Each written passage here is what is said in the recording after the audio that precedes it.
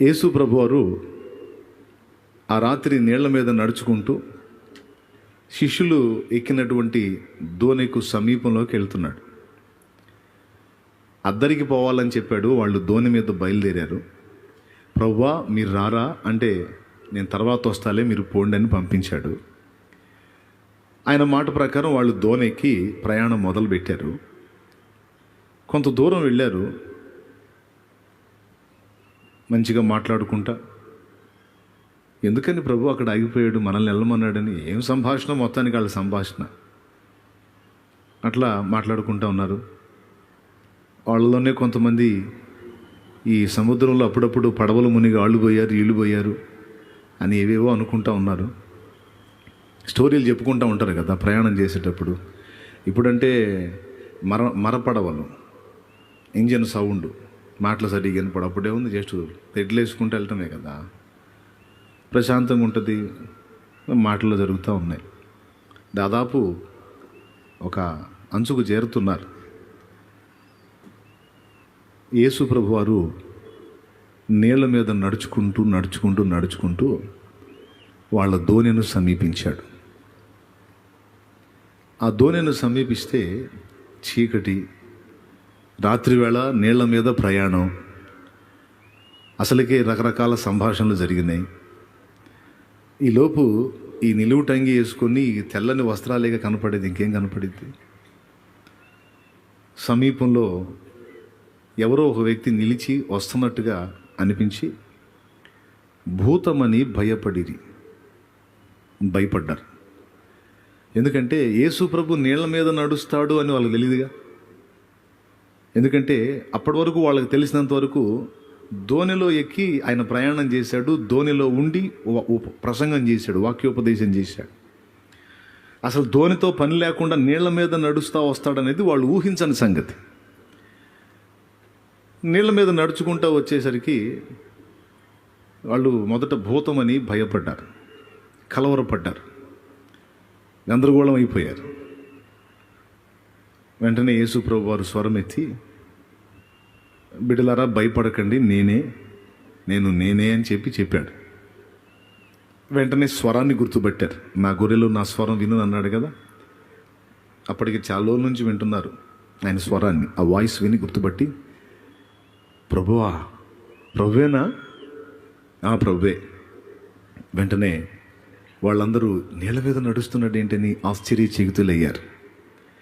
ఇంతలో సీమోను పేతురు స్పందించి ఏమన్నాడు తెలుసా? ప్రభువా నీవే అయితే, చూడండి ఒకసారి ఆ వచనం, 28వ వచనం, 14:28. ప్రభువా నీవే అయితే, చదవండి.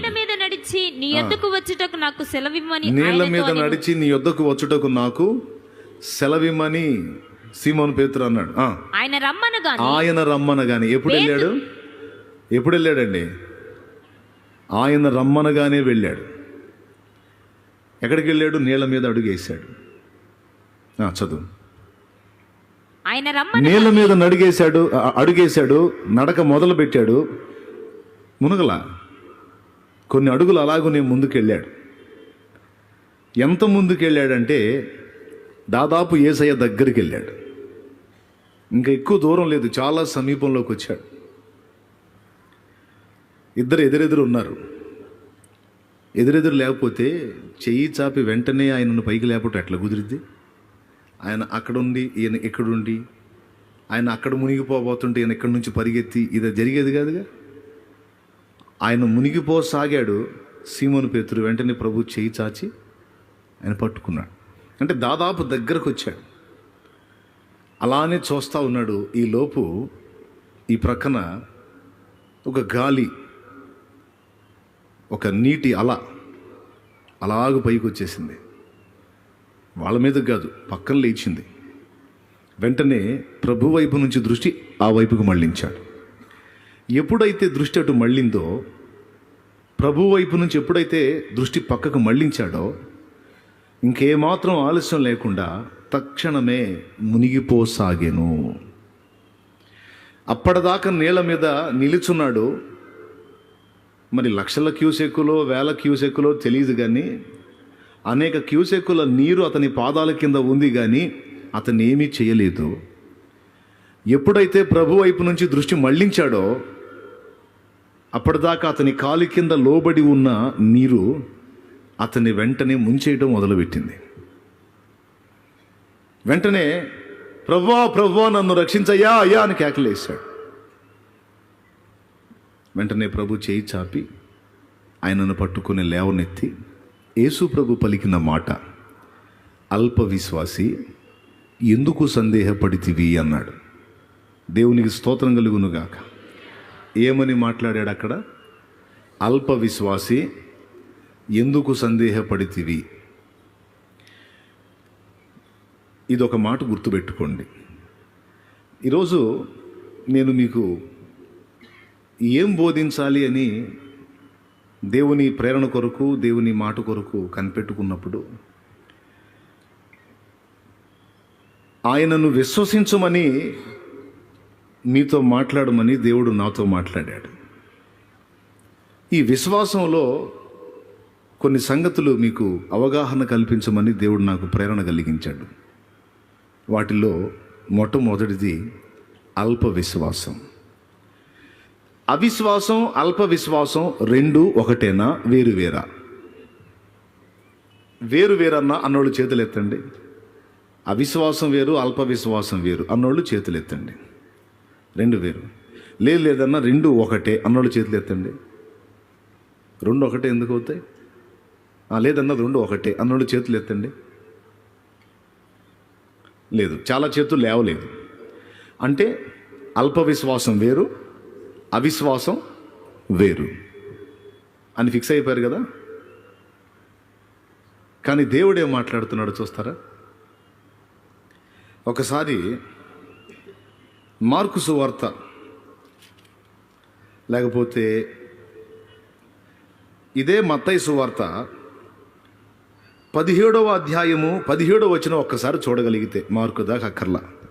అందుకు యేసు విశ్వాసం, ఒక్కసారి మత్తయి సువార్త 17 ఒక్కసారి చూడండి. మీరేమన్నారంటే అల్ప విశ్వాసం అవిశ్వాసం రెండు వేరు వేరు అన్నారు. వేరా ఒకటేనా చూద్దాం. అందుకు యేసు విశ్వాసము లేని మూర్ఖతరము వారులారా. ఏం లేని మూర్ఖతరము వారలారా? విశ్వాసము లేని మూర్ఖతరము వారలారా అన్నాడు.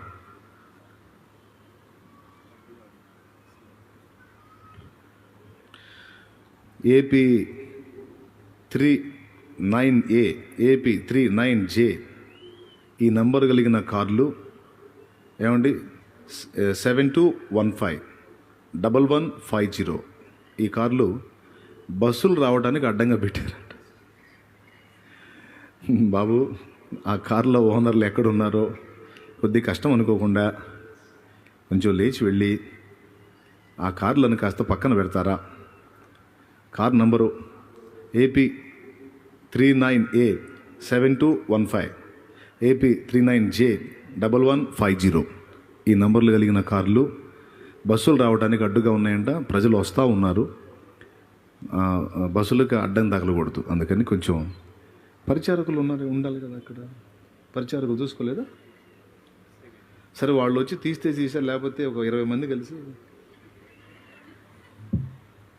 మరి చేయగలిగింది ఏముంది? దేవునికి మహిమ.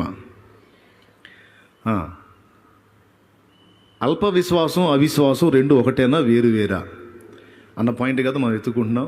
వేరువేరని కదా మాట్లాడుకున్నాం. ఇక్కడ మత్తయి 17:17లో విశ్వాసము లేని మూర్ఖతరము వారలారా అన్నాడు. ఎందుకు అన్నాడంటే ఆయన రూపాంతర అనుభవాన్ని పొందడానికి కొండ మీదకి వెళ్ళాడు. ఓ 3 శిష్యుల్ని తీసుకొని కొండ కింద 9 మంది ఉన్నారు. గురువుగారు పైకి వెళ్ళాడు, కింద శిష్యులు ఉన్నారులే, ఈడు చిన్నోడు, ఈడికి పట్టిన దెయ్యం ఎంత దెయ్యం, వాళ్ళ దగ్గరికి తీసుకెళ్తే వాళ్ళు వదిలిస్తారులే అని దయ్యం పట్టిన అబ్బాయిని వాళ్ళ తండ్రి శిష్యుల దగ్గరికి తీసుకొచ్చాడు. వాళ్ళు తిప్పలబడి గావు కేకలేసి గందరగోళం చేసిన దెయ్యం పోలా. వీళ్ళకి అలసట వచ్చింది. ఈ తతంగం అంతా జరుగుతా ఉండగా ఇక వీళ్ళకి సాలిపోయింది. ఈ తంతు చూసే వాళ్ళ తండ్రికి సాలిపోయింది. దయ్యం పట్టినోడు అంతే ఉన్నాడు. యేసు ప్రభు దిగి వస్తుంటే ఈ తండ్రి కొంతమంది వ్యక్తులు ఆయన దగ్గరికి వెళ్ళి, అయ్యా సహాయం చేయమని అడిగి సమస్య చెప్పారు. మా అబ్బాయికి దయ్యం పట్టిందండి, అది పట్టినప్పుడల్లా వాడు అగ్ని ఉంటే అగ్నిలో దూకుతాడు, నీళ్ళు ఉంటే నీళ్ళలో పోతాడు, వాడికి ఫిట్స్ సంబంధమైన జబ్బు కనపడతా ఉంటుంది. ఆ దురాత్మ వాని మీదకి వచ్చినప్పుడు పాపం చాలా కాలం నుంచి వాడు బాధపడుతున్నాడు. నా కన్నబిడ్డ నా కళ్ళ ముందు వాడు వెలవెల్లాడుతుంటే చూడలేకపోతున్నాను. మీ గురించి విన్నాను, మీరు స్వస్థపరుస్తారని మీ దగ్గరికి తీసుకొచ్చాను. మీరేమో కొండ ఎక్కారంట, మీరేదో బిజీగా ఉన్నారు, మీ శిష్యులు ఉన్నారు, ఆ గురువు గారి దగ్గర ఉన్న శక్తి కొంచెమన్నా శిష్యుల్లో ఉంటుంది అని వాళ్ళ దగ్గరికి తీసుకెళ్తే వాళ్ళు పాపం చాలాసేపు కష్టపడ్డారు కానీ దయ్యం పోవట్లేదు. ఇది మీ వలన అయితే నా బిడ్డని కాపాడండి అయ్యా అన్నాడు. ఈ ఈ ఈ ఈ తంతు జరిగిన తర్వాత ప్రభు ఆ మాట అన్నాడు, ఏమనంటే, విశ్వాసము లేని మూర్ఖ తరము వారలారా, మీతో నేను ఎంతకాలం ఉందును, ఎంతవరకు మిమ్మును సహింతును అన్నాడు. వారికి విశ్వాసం ఉందన్నాడా, విశ్వాసం లేదన్నాడా? పెద్దగా చెప్పాలి. విశ్వాసము గల తరం వారలారా అన్నాడా, విశ్వాసము లేని మూర్ఖ అంటే విశ్వాసము లేదు గుర్తుపెట్టుకోండి. తర్వాత గద్దించి ఆ దయ్యం పట్టిన అబ్బాయిని పట్టుకొచ్చి ఆ దయ్యాన్ని వెళ్ళగొట్టి వాళ్ళ తండ్రికి ఆ చిన్నోడిని అప్పచెప్పి, దేవునికి స్తోత్రం, హల్లెలూయా, పంపించేస్తాడు. ఆ పంపించే టైంలో అవి బాగు చేసేటప్పుడు యేసుప్రభు అతనితో మాట అంటాడు, దయ్యాన్ని వెళ్ళగొట్టడానికి గద్దించేటువంటి వానికే కాదు బాబు, అసలు దయ్యం పట్టిందని కబురు తీసుకొచ్చావు కదా, నీకు నమ్మకం ఉందా? నమ్ముట నీ చేతనైతే నమ్మువానికి సమస్తము సాధ్యమే అన్నాడు. అంటే ప్రార్థన చేసే దైవజనుడే కాదు, ఆ ప్రార్థనా సహాయాన్ని పొందుతున్నటువంటి వ్యక్తిలో కూడా దేవుని పట్ల విశ్వాసం అనేది ఖచ్చితంగా పనిచేయాలి, ఉండాలి. ఇటుపక్క దైవ సేవకుల్లో విశ్వాసం, అటుపక్క బాధితుల్లో కూడా విశ్వాసం ఉంటే ఈ రెండు విశ్వాసాలు కలిసి దేవుని కార్యం అనేది జరుగుద్ది. అందుకని శిష్యుల్ని తిట్టి ఊరుకోలా, వాళ్ళ నాన్నను కూడా గద్దించాడు. నమ్ముట నీ చేతనైతే నమ్మేవాడికి సమస్తము సాధ్యమే అని చెప్పి దయ్యాన్ని అల్లగొట్టి ఆ సమస్యని అలా సాల్వ్ చేసి పంపించేశాడు. ఏందరు ఇంత మాట అనేసాడు, విశ్వాసం లేని మూర్ఖతరం వాళ్ళని మహాతిట్టు తిట్టాడు అని మా కోపంగా ఉన్నాడు. ఇప్పుడు గల్దించకూడదని కొంచెం కూల్ అయిన తర్వాత మెల్లగా యేసుప్రభు దగ్గరికి వెళ్ళారు. ప్రభువా, ఏం లేదు, ఇందాక మేము అంతసేటు మొత్తుకున్నాం, దెయ్యం బాలేదు, మీరేందినైనా ఊరకలా గద్దించగానే అలాగ వెళ్ళిపోయింది, మేమెందుకు ఆ దయ్యమును వెళ్ళగొట్టలేకపోతేమి అన్నారు. అప్పుడు ఆయన ఏమన్నాడు, చూడండి 20వ వచనం, అందుకు ఆయన మీ అల్ప విశ్వాసము చేతనే అన్నాడు. ఏమన్నాడు? మీ అల్ప విశ్వాసము చేతనే అన్నాడు. అంటే వాళ్ళకి అల్ప విశ్వాసం అనేది కనీసం అల్ప విశ్వాసం అల్పంగానైనా ఉందా లేదా? పెద్దగా చెప్పండి, ఉందా లేదా? రైట్, ఉంది. కానీ పైన ఏమన్నాడు? 17లో ఏమన్నాడు? లేదన్నాడు. అంటే ఇప్పుడు ఏంటి అసలు ఇది? ఇంతకీ వాళ్ళకి విశ్వాసం ఉందా లేదా అంటే, విశ్వాసం ఉండాల్సిన స్థాయిలో ఉండకుండా అల్పంగా ఉన్నట్లయితే దాన్ని కూడా అవిశ్వాసం లెక్కలోకే చేర్చేశాడు. దేవునికి మహిమ. ఇది మొదటి సంగతి. అల్ప విశ్వాసం, దాన్ని గూర్చిన విషయం. రెండవది గొప్ప విశ్వాసం. ఇది దేవుడు ఆశించిన వాళ్ళలో కనపడలా, దేవుడు ప్రభువు అనుకోనని వాళ్ళలో కనపడింది. నీ విశ్వాసము గొప్పది అనే మాట ఇద్దరి దగ్గర వాడాడు. చిత్రం ఏంటంటే ఇద్దరు అన్యులే. ఒకరు కనాను స్త్రీ, మరొకరు శతాధిపతి. మస్తు సార్లు విన్న ప్రసంగాలే, మనకేమి కొత్త ప్రసంగాలే కదా, పాత అయినా ఒక విషయం ఉందిలేండి, అందుకని చెప్తున్నాను దీనిలో. ఈ వీళ్ళిద్దరి విశ్వాసాన్ని ఆయన గొప్ప విశ్వాసం అని ప్రశంసించాడు. ఎందుకంటే వాస్తవంగా ఇశ్రాయేలీయుల ఎదుట దేవుడు ఎన్నో సూచక్రియలు, మహత్కార్యాలు, గొప్ప గొప్ప కార్యాలు చేశాడు. వాళ్ళ చరిత్రలో వాళ్ళు చదువుకున్నా, వాళ్ళ కళ్ళారాళ్ళు చూసినా ఎన్నో కార్యాలు ఇటు యేసు ప్రభు చేశాడు. పాత నిబంధనలో యెహోవాను నామమున ప్రభువే ఎన్నో కార్యాలు చేశాడు. కాబట్టి ఇశ్రాయేలు దగ్గర విశ్వాసం ఉంటుంది, యూదుల దగ్గర విశ్వాసం ఉంటుంది అని ఎదురు చూశాడు, కానీ అక్కడ లేదు. ఆయన వారి అవిశ్వాసమునకు ఆశ్చర్యపడెను. కొంతమంది రోగుల మీద చేతులు ఉంచుడు తప్ప మరి ఏ అద్భుతమును అక్కడ చెయ్యజాలకపోయెను అన్నాడు. దేవుడు చేయలేనివి కూడా కొన్ని ఉన్నాయా అంటే ఉన్నాయి అంటుంది వాక్యం. అందులో ఒకటి ఏంటంటే, అవిశ్వాసుల జీవితంలో దేవుని శక్తి పనిచేయదు. దేవుని శక్తి ఎంత ఉన్నతమైనదైనా, ఎంత బలమైనదైనా విశ్వసించిన వాడి జీవితంలోనే అది పనిచేస్తుంది, కానీ విశ్వసించని వాని జీవితంలో అది పని చెయ్యదు. అదంతే, అది రూల్. కాబట్టి ఎన్నో అద్భుతాలు చేసినటువంటి ప్రభు ఒక ప్రాంతానికి వచ్చినప్పుడు అక్కడున్న ప్రజల ముందు కొంతమంది రోగుల మీద చేతులు ఉంచడం తప్ప మరి ఏ అద్భుతం అక్కడ చేయలేదు, చెయ్యజాలకపోయెను అన్నాడు. అంటే దేవుని కార్యాన్ని అడ్డగించేది మన అవిశ్వాసం. కానీ ఇశ్రాయేల్ దగ్గర దొరికిద్ది అనుకున్నాడు, కానీ వాళ్ళ దగ్గర దొరకలే. వాళ్ళ దగ్గర అవిశ్వాసం ఎదురైంది. చిత్రం ఏంటంటే, అసలు ఇశ్రాయేలు దేవుని గురించి ఏమీ తెలియనటువంటి ప్రజలు, అన్యజనులు. అలాంటి అన్యజనులు ఇద్దరు, ఒకటి శతాధిపతి, 2 కనాను స్త్రీ. ఈ కనాను స్త్రీ దగ్గర జరిగిన సన్నివేశం మీకు అందరికీ తెలుసు. యేసు ప్రభు మార్గాన్ని వెళ్తూ ఉంటాడు. స్త్రీ ఒకతే కేకలేస్తూ ఉంటుంది. ఆమె, ప్రభువా కరుణించు, నా కుమార్తె చావు బ్రతుకుల్లో ఉంది, దయచేసి నా బిడ్డకు పట్టిన దయ్యమును వెళ్ళగొట్టయ్యా అని ఆమె కేకలేస్తా వెంటబడితే పట్టించుకోడు. వాస్తవానికి ఆమె తక్కువది కాదు. ఆమె ఒక రాజవంశీకురాలు. చరిత్రకారులు చెప్పే మాట ఏంటంటే, ఆమె అన్యజాతిలో, అన్యులలో ఉన్నత వర్గానికి చెందిన వ్యక్తి, తక్కువది కాదు. కానీ ఏం చేద్దాం, ఎంత ఉన్నతమైనటువంటి వంశమైనా అగసాట్లు వచ్చినప్పుడు మరి మొర్ర పెట్టుకోక తప్పదు కదా. ఎన్నో తిప్పలు పడింది, కానీ ఆ కుమార్తె నా దయ్యం వదిలిపెట్టల. యేసు ప్రభు వెంటబడింది. ఎలా వెంటబడింది తెలుసుకుంది. మొత్తానికి యేసు ప్రభు గద్దిస్తే దయ్యాలు వెళ్ళిపోతున్నాయి, రోగులు శుద్ధులవుతున్నారు, స్వస్థత పొందుతున్నారు, చచ్చిన వాళ్ళు లెగుస్తున్నారని ఈ మాటలన్నీ విని ఆయన నాకు అందితే బాగుండు, ఆయన పాదాలు పట్టుకుందామని ఆశపడింది. నిజంగానే ప్రభు దొరికాడు. ఇక కేకలేయటం మొదలుపెట్టింది. ఆయన ఏమి పట్టించుకోకుండా అలాగ ముందుకు వెళ్ళిపోతున్నాడు. ఈమె కేకలు ఎక్కువ చేస్తుంది. శిష్యులకు చిరాకేసి, ప్రభా ఏంది నస, ఆమె అంతసేటు కేకలేస్తుంటే నువ్వేమీ విన్నట్టు పోతావు, మా చెవులు బగిలిపోతున్నాయి, ఏంది ప్రభువా అంటే చూస్తాడు. ఏంది నీ గోల అని.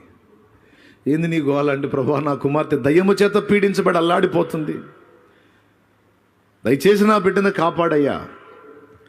వెంటనే ఆయన ఆమెను అవమానపరిచినట్టు ఒక మాట అన్నాడు. పిల్లల రొట్టె ముక్కలు తీసి కుక్క పిల్లలకు వేయుట యుక్తము కాదన్నాడు. ఏమన్నాడు? పిల్లల రొట్టె ముక్కలు తీసి కుక్క పిల్లకు వేయటం యుక్తం కాదు అన్నాడు. అంటే ఇప్పుడు బాధపడుతున్న పిల్లకు తల్లి, ఇప్పుడు తల్లి అడుగుతుందన్నమాట, నా పిల్లను బాగు చేయని. అంటే ఈ పోలిక ఎలా ఉందంటే, బాధితురాలైన కూతురేమో కుక్క పిల్ల, ఆ పిల్లను కలిగిన తల్లి ఏమో కుక్క అన్నట్టు ఉంది. స్తోత్రం. ఏమండి, సహాయాన్ని అర్థించి అయ్యా కరుణించు అని ఎవరైనా వస్తే అంతేనా మాట్లాడేది? పాపం ఎంత వేదంతో ఉందో, నా దగ్గర శక్తి ఉందని తెలుసుకొని వచ్చి దీనంగా అడుగుతుంది, ఫోన్లే పాపం అనుకొని అమ్మా సహాయం చేస్తాలే అనాలి. కానీ అలా పిల్లల రొట్టె మొక్కలు తీసి కుక్క పిల్లలకు వేయటం యుక్తం కాదన్నాడు. అంటే ఆ చిన్న మాటలో ఆమెని పరీక్షిస్తున్నాడు. 2 విషయాలు. ఒకటి, మొదట ఆమె మొర్ర విననట్టుగా సాగిపోయాడు. మొదటి పరీక్షలో పాస్ అయింది. ఆయన వినేంత వరకు మొర్రను ఆపల. అన్యురాలు. స్తోత్రం. సరే, మొర వినబడింది. కానీ మొదట వచ్చిన సమాధానం అవమానకరమైన సమాధానం. ప్రెస్టేజ్ ఇష్యూ వస్తుంది ఆమెకి. నేనేంది, నా స్థాయి ఏంది, నా రేంజ్ ఏంది. ఎలీషా ఇంట్లోంచి బయటికి రాకపోతే నయం అన్న ఆవేశంతో వెళ్ళిపోయాడే. కుష్ఠరోగం పెట్టుకొని కూడా ఆవేశంతో నేను వస్తే, సిరియా సైన్యాధిపతిని నేను వస్తే అసలు కనీసం ఇంట్లోంచి బయటకు వచ్చి ఏంది అని పలకరించకుండా లోపలే ఉండి యోర్దాన్లో 7 సార్లు మునగమనుపో బాగుపడతాడు పొమ్మని నాకు చెబుతాడా? ఈ నది కాకపోతే ఇంతకంటే అద్భుతమైన నదులు మా ఊర్లో లేవయ్యింది అని మహావేశంతో తిప్పరారథం అన్నాడు. ఓ రేంజ్ ఆఫీసర్ ఆయన, ఓ రేంజ్ ఆఫీసర్. మరి ఆవేశంగా వెళ్ళిపోయాడు. కొంచెం దూరం వెళ్ళినాక పరిచారకుడు చెప్పాడు, పనివాడు, అయ్యా నువ్వు సైన్యాధిపతి అయితే సిరియాకి, ఇక్కడ నువ్వు ఎక్కడికి వచ్చావు? దైవజనుడి దగ్గరికి వచ్చావు. ఏమని వచ్చావు? సైన్యాధిపతి అని వచ్చావా లేదా పేషెంట్ అని వచ్చావా? పేషెంట్లే లేరా. ఎంత పేషెంట్ అయితే మాత్రం ఇంత అవమానమా? అవమానమో బహుమానమో. నువ్వు పేషెంట్వా కాదా? పేషెంట్. మరి పేషెంట్గా వచ్చినప్పుడు ఓవర్ యాక్షన్ ఎందుకు? ఇప్పుడు నువ్వు పేషెంట్గా వచ్చినప్పుడు ఓవర్ యాక్షన్ ఎందుకు నీకు? నువ్వు సిరియా సైన్యాధిపతిగా పెత్తనం వెలగబెట్టడానికి రాలా. ఇక్కడ పేషెంట్గా వచ్చావు. వచ్చినప్పుడు ఆయన ఏం చెప్పాడు? నిన్నేమన్నా 1 సంవత్సరం పాటు తిండి తిప్పలు మానేసి అలాగే ఉండు, రోగం తగ్గిద్ది అన్నాడా? ఒకవేళ ఆయన బయటకు వచ్చి నీ మీద అలా చేయాడించి ఒక 3 నెలల పాటు ఏం తినవాకు అని లోపలికి వెళ్ళిపోతే సరిపోతే బాగా ఎండిదిగా. ఆ పని చెప్పలేదుగా. పోనీ ఓ 4 రోజుల పాటు పొద్దున్న నుంచి సాయంత్రం దాకా రోజుకి 20 గంటలు తల కింద పెట్టి కాళ్ళు పైకి లేపు అని ఏమన్నా చెప్పాడా? పోనీ అలా ఏమన్నా చెబితే ఆ చాయకి ఏడ చేస్తామని అనుకోవచ్చు. ఏం చెప్పలా. వెళ్ళి యోర్దానులో 7 మార్లు మునగమను, ఆ రోగము తగ్గి బాగుపడతాడనే మాట చెప్పాడు.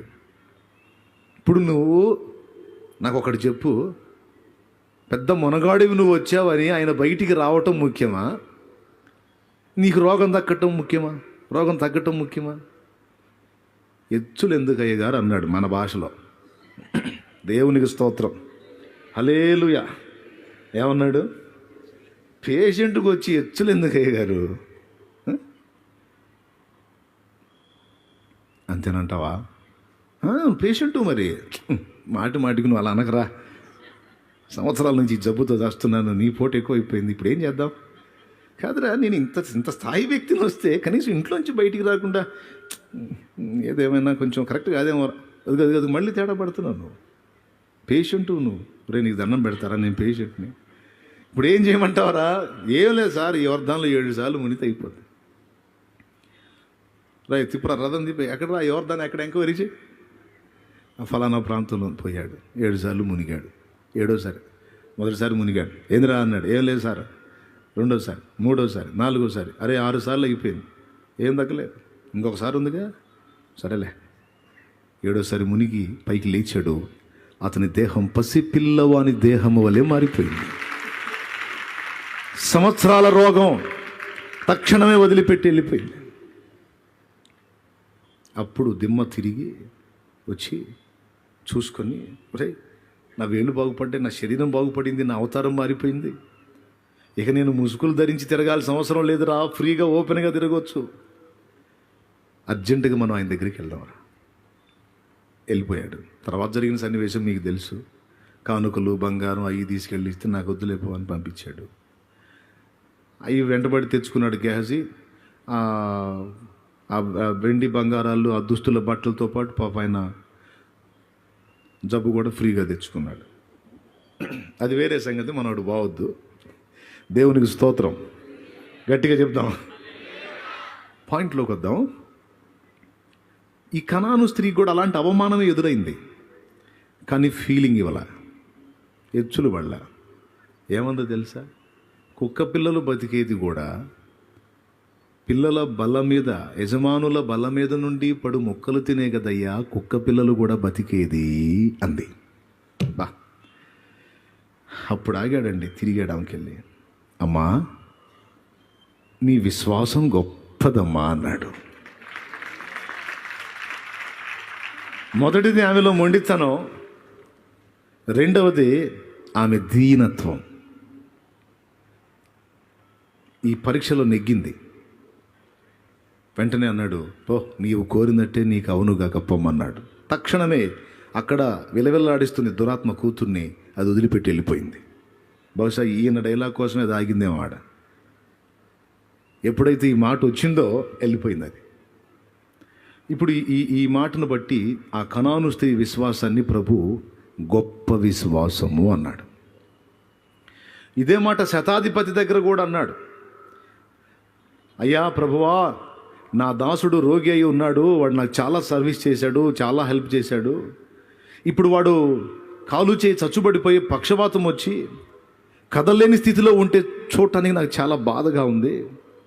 ఏదో నా దగ్గర ఉన్న చిల్లర ఏదో వానికి ఇచ్చేసి చేతులు దులిపేసుకుందామనే మనసు నాకు కాదు. ఎందుకంటే వాడు నా ఇంట కన్నబిడ్డలాగా నాకు సేవ చేశాడు. వాడిని అలా చూస్తే చాలా బాధగా ఉంది. పనివాడైనా, నా దాసుడే అయినా వాడు చాలా మంచివాడయ్యా, నమ్మకస్తుడు.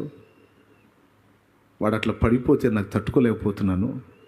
నా దాసుని బాగు చేయమని కొడుకు కోసమో, కూతురు కోసమో, అల్లుడు కోసమో, మనవడ కోసమో, మనవరాల కోసమో, భర్త కోసమో, భార్య కోసమో కాదు, దాసుడి కోసం విజ్ఞాపన చేశాడు. బాగుంది. సరే ప్రభు, ఎంత మంచి మనసు ప్రభు. సరే నేను వచ్చి బాగు చేస్తానని బయలుదేరాడు. ఆ కబురు విని కొంచెం దూరం వెళ్ళిన తర్వాత అంటాడు, ప్రభువా, నీవు నా ఇంట్లోకి వచ్చేదానికి నేను పాత్రుని కాను. నీవు పరిశుద్ధుడవు, నేను పాపిని. నీవు అధికారము కలిగిన వాడివి, నేను కూడా అధికారినే, శతాధిపతిని, 100 మంది మీద నాయకుడిని. రాయ్ అది తీసురా, రాయ్ ఇది తీసురా అని ఆజ్ఞాపిస్తే 100 మంది నా మాట కోసం నేను ఎటు పొమ్మంటే అటు పోతారు, ఏది చెయ్యమంటే అది చేస్తారు. నీవు సర్వాధికారివి, నువ్వు ఇంటి దాకా వచ్చి రోగాన్ని స్వస్థపరిచేదేంటి? ఒక్క మాట సెలవివు. మాట మాత్రము సెలవిమ్ము, మా బ్రతుకు మారిపోతుంది.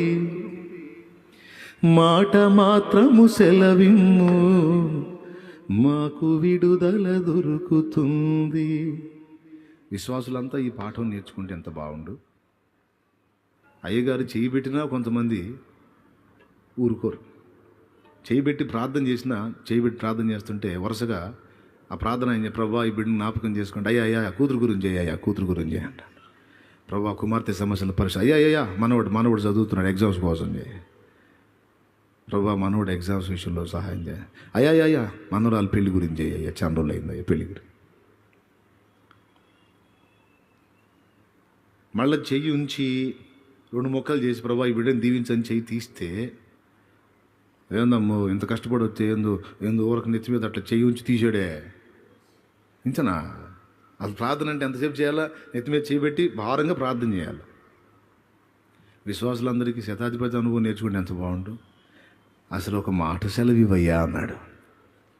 ఏమన్నాడు? ఒక మాట సెలవివయ్యా, నువ్వు ఆజ్ఞాపించి అక్కడుండి. వెంటనే యేసు ప్రభు తనను వెంబడిస్తున్న జన సమూహం వైపు తిరిగి, ఇశ్రాయేలులోనైనను ఇంత గొప్ప విశ్వాసం ఉన్నట్టు నేను చూడలేదు. ఆశ్చర్యపోయాడు. ఏంట్రా ఇది? ఉండాల్సిన వాళ్ళ దగ్గరేమో ఉంటలా, ఉండదనుకున్న వాళ్ళ దగ్గరేమో బలంగా ఉంటుంది. నీకు ఒక విచిత్రమైన విషయం చెప్పనా? బయటికి రాకుండా ముసుగులో రహస్యంలో ఉన్నటువంటి అన్యజనుల్లో చాలామంది మనకంటే బలమైన విశ్వాసులు ఉన్నారండి. ఎంత గొప్ప విశ్వాసులో తెలుసా? మొన్న చెల్లి రిపోర్ట్ పంపించింది.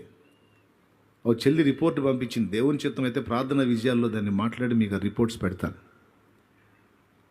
అన్యుల కుటుంబంలో చెందింది ఈ ఒక్క బిడ్డే దేవుడిని నమ్ముకుంది. క్యాన్సర్ బలహీనత వచ్చింది. క్యాన్సర్ బలహీనత కన్ఫామ్ చేసి ఆ రిపోర్ట్ కూడా ఇచ్చారు. పట్టుదలగా ప్రార్థన చేసుకుంది, దేవునికి మొర్రపెట్టుకుంది, విశ్వాసం ఉంచింది, దేవుని కార్యం జరిగింది. క్యాన్సర్ నెగిటివ్ రిపోర్ట్ వచ్చేసింది. క్యాన్సర్ కణజాలం నీ బాడీలో ఎక్కడ లేదని నెగిటివ్ రిపోర్ట్ వచ్చింది. ఇంకా రక్షింపబడలా, అన్య కుటుంబంలో అన్యురాలుగానే ఉంది. కానీ యేసు ప్రభువును హత్తుకుంది. ఫ్యామిలీ పర్మిషన్ లేక బందీ అయిపోయింది.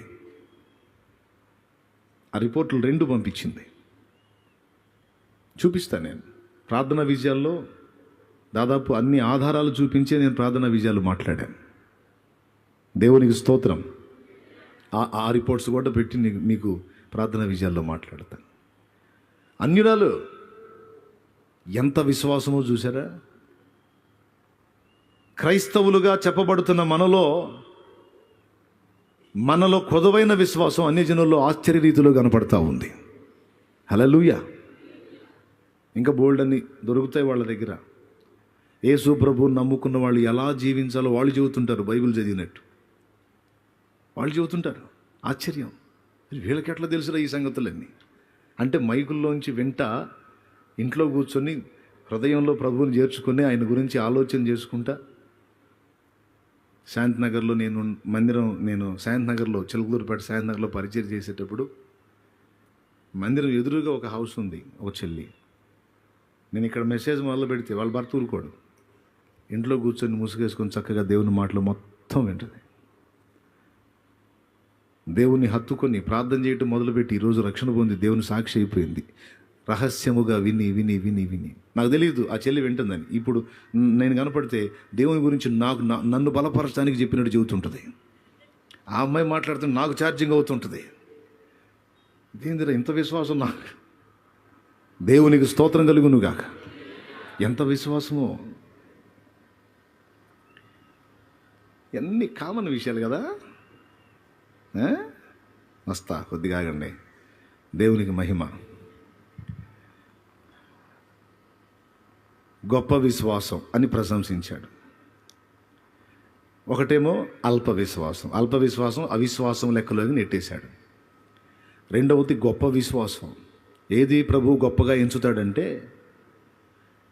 దేవుని గురించి కనీసపు అవగాహన లేని స్థితిలో ఉన్నట్టు కనబడుతున్న వ్యక్తుల నుంచి ఆయన ఎదురు చూడనంత విశ్వాసం కనపడితే అది ఆయనకు గొప్పది. 2 మూడవ విశ్వాసం పరిపూర్ణ విశ్వాసం. ఏం విశ్వాసం? పరిపూర్ణ విశ్వాసం. ఇప్పుడు యేసు ప్రభు వారు ఒక మాట అన్నాడు. అక్కడే చూడండి, మత్తయి సువార్త ఇందాక 17 చూశారు కదా. ఒక్కసారి అదే అక్కడికి రండి. 17:20 చదవండి. అందుకైన మీ అల్ప విశ్వాసము చేతనే మీకు ఆవగింజంత విశ్వాసం ఉండిన ఎడల ఈ కొండను చూచి ఇక్కడ నుండి అక్కడికి పొమ్మనగానే అది పోవును. ఇక్కడ ఏమన్నాడు? ఆవగింజంత విశ్వాసం. ఆవగింజ ఎంత పరిమాణం అండి? మన ఆవగింజేమో కాస్త కనపడుతుంటుంది. యూదా దేశంలో ఇజ్రాయెల్ ఆవగింజ అయితే కాస్త మన దానిలో కనీసం 10 వంతులు తక్కువగా ఉంటుంది, లేదా 20 వంతులు తక్కువగా ఉంటుంది. అంత ఉంటుంది, చిన్నది. మన ఆవగింజలు చేతిలోకి వచ్చేస్తాయి, కానీ ఆ ఆవగింజలు చాలా చిన్నగా ఉంటాయి. రౌండ్గా ఉంటాయి కానీ చాలా చిన్నగా ఉంటాయి. చూసారా మీరు ఎవరన్నా ఇజ్రాయెల్లో పండే ఆవగింజలు చూసారా? చాలా చిన్నగా ఉంటాయి. అంత ఆవగింజంత విశ్వాసం మీకుండిన ఎడల ఈ కొండను చూసి గింజ పరిమాణం ఎంత, కొండ పరిమాణం ఎంత? స్తోత్రం.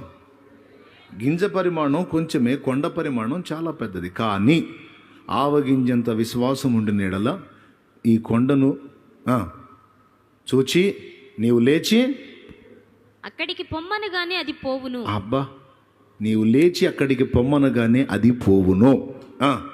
మీకు అసాధ్యమైనది ఏది ఉండదని నిశ్చయముగా మీతో చెప్పుచున్నాను. ఇంత అద్భుతమైన ఆఫర్ ఇస్తే మనం ఏందండి ఇన్ని అసాధ్యాలు పెట్టుకుని గందరగోళం అవుతున్నామో?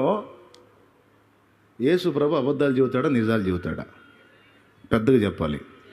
ఆయన అబద్ధాలు చెప్పేవాడు కాదుగా, నిజాలే చెబుతాడు కదా. ఇంత మంచి ఆఫర్ ఇస్తే ఏం లేదు, పెద్ద అవసరం లేదు,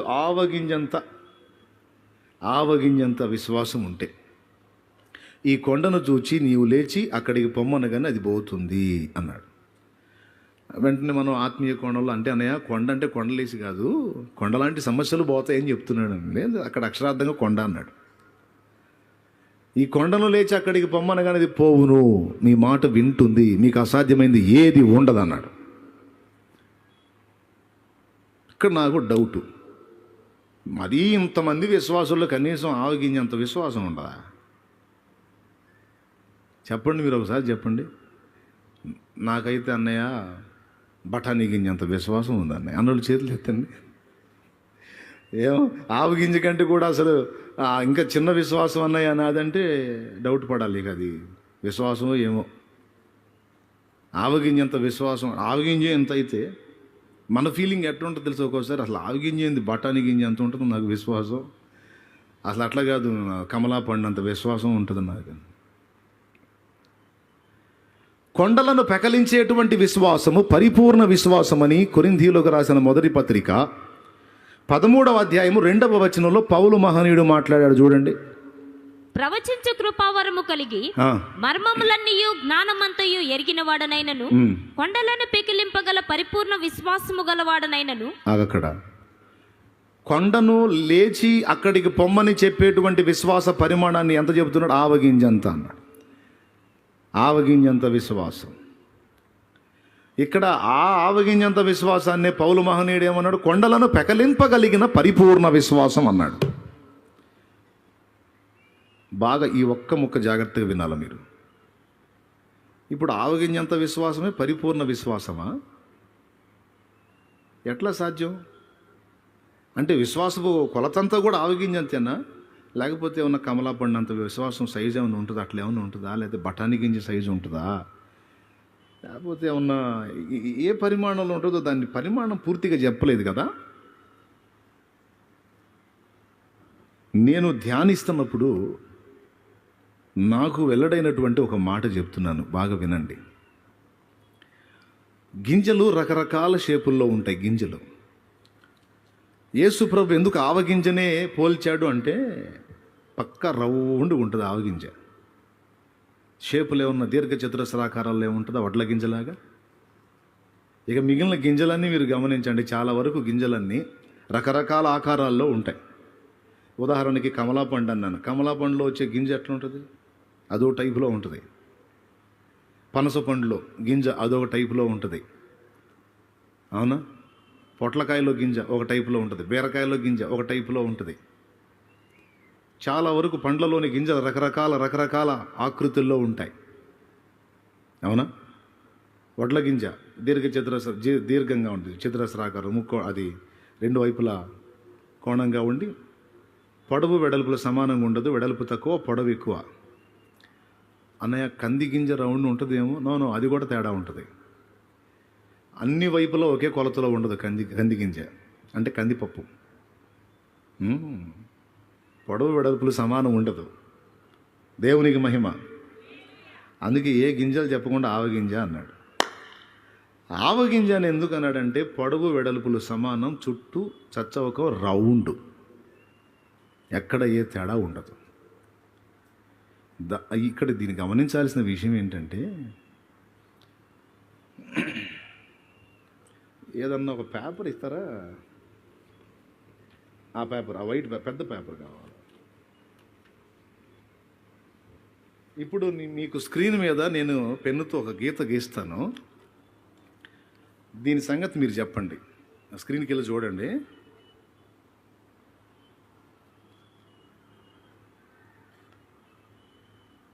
ఇది ఏందండి? ఇదేంది? క్యామ్లో జూమ్ చేసి చూపించింది ఆయన. ఇదేంది? ఏం కనపడుతుందిరా నీ ముఖం? ఒక గీత అనాలనిపిస్తుంది కదా పెద్దోళ్ళకి, అన్న పర్లేదు. చూస్తున్నారా? ఇది ఏంది? ఇది ఇదేంది? ఇదేందండి, ఇది ఆఫా? ఇది పరిపూర్ణమైందా అపరిపూర్ణమైందా? సరే, ఇంకొంచెం కిందకు అందాం. ఇప్పుడు పరిపూర్ణమైందా అపరిపూర్ణమైందా? రైట్. ఇప్పుడు పరిపూర్ణమైందా అపరిపూర్ణమైందా? సరిగ్గా చూడండి. పోనీ ఇప్పుడు కదా, గ్యాప్ ఉంది కదా. పరిపూర్ణం అని అంటారా అపరిపూర్ణం అంటారా? అందరికి కళ్ళు కనపడుతున్నాయి కదా. రైట్. ఇప్పుడు చెప్పేయండి, ఇప్పుడేంది ఇది? రైట్. ఇందులో ఏ ఒక్క భాగం వెలితేర్పడినా అది అపరిపూర్ణమైనది. ఇక్కడ పాయింట్ ఏంటంటే,